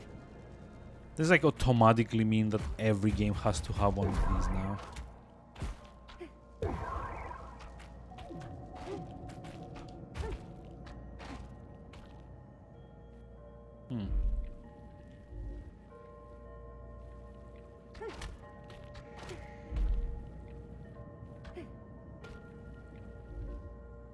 I mean, there's no...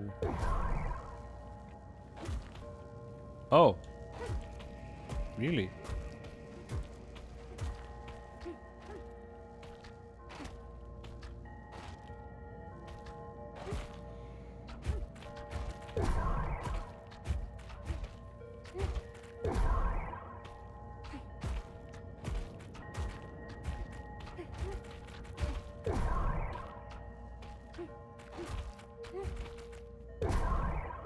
I get it.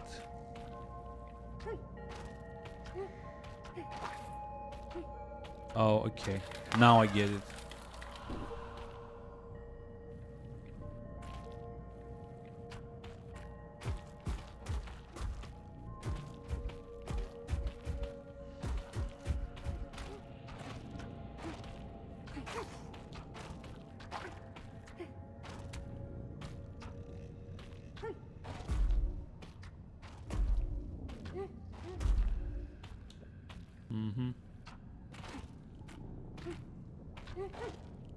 I guess you kind of need to just do it like this.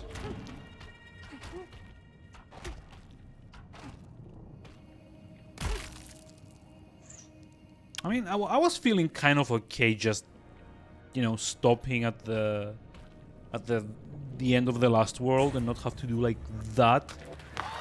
Seriously?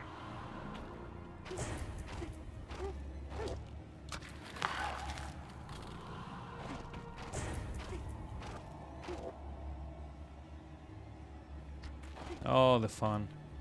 All the lovely trial and error. Oh.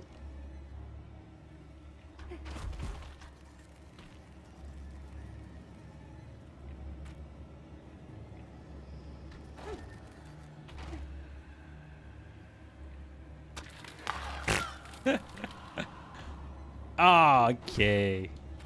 Fine.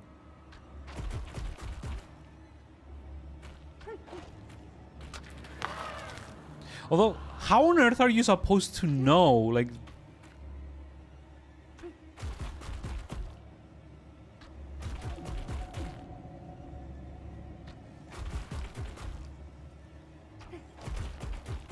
This is... Yeah.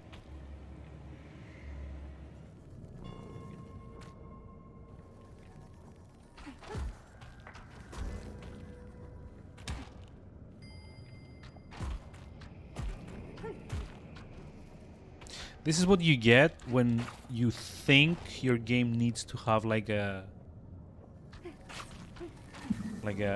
boss level, but it's not actually designed to have you fight bosses and stuff.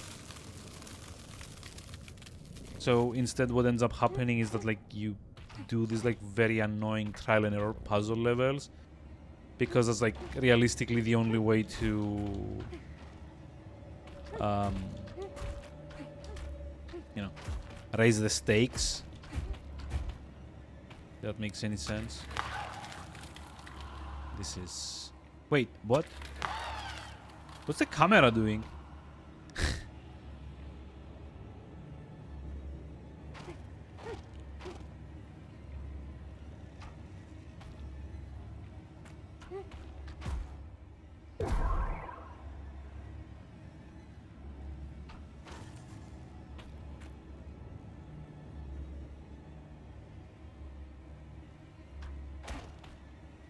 You know, this was like such a fun, interesting, like puzzle platformer game up until it decided to become this.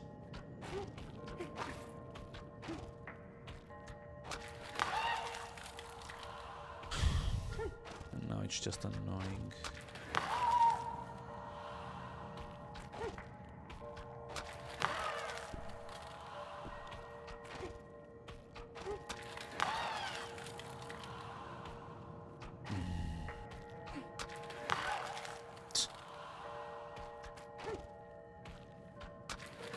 You know what the most insulting thing would be at the very end? If you get like a death counter and the game goes like, oh, you died like 5 million times.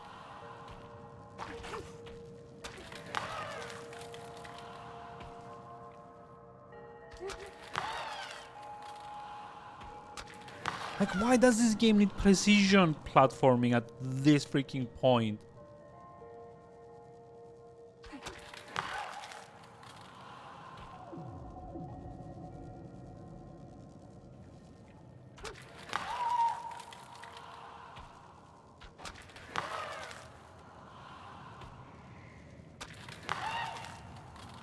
And with like the hitboxes being as weird as they are.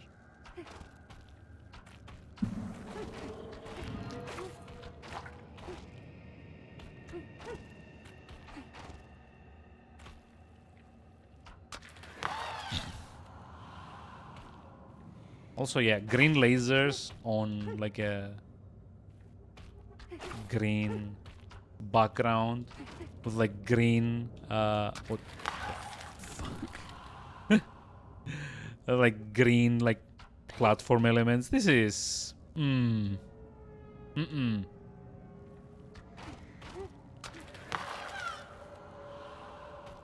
not good at all.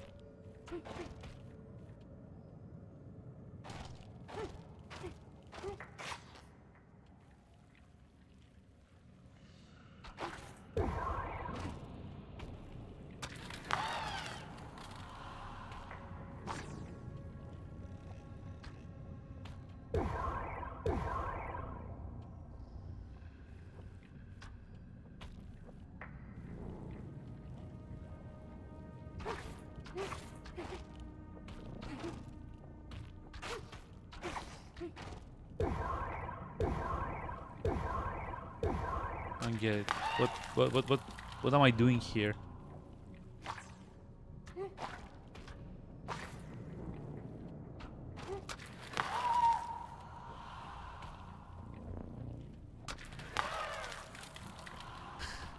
What am I doing here?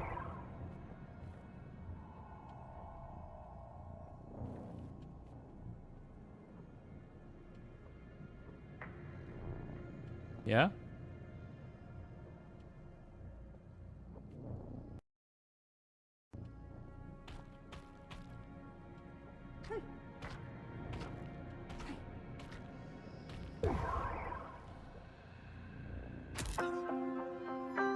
Wait, what?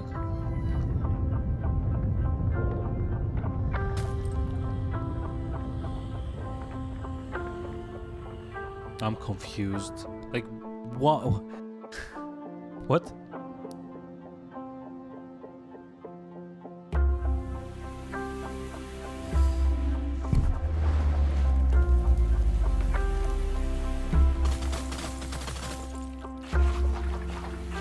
Yay, I killed all of the crystal things that never did anything to bother me.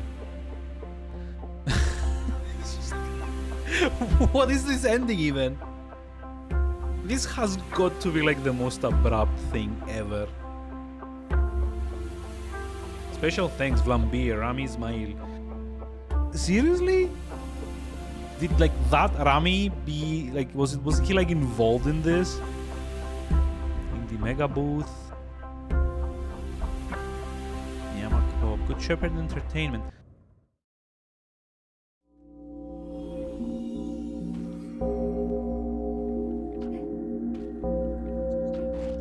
You know, honestly, the entire game could have finished at like the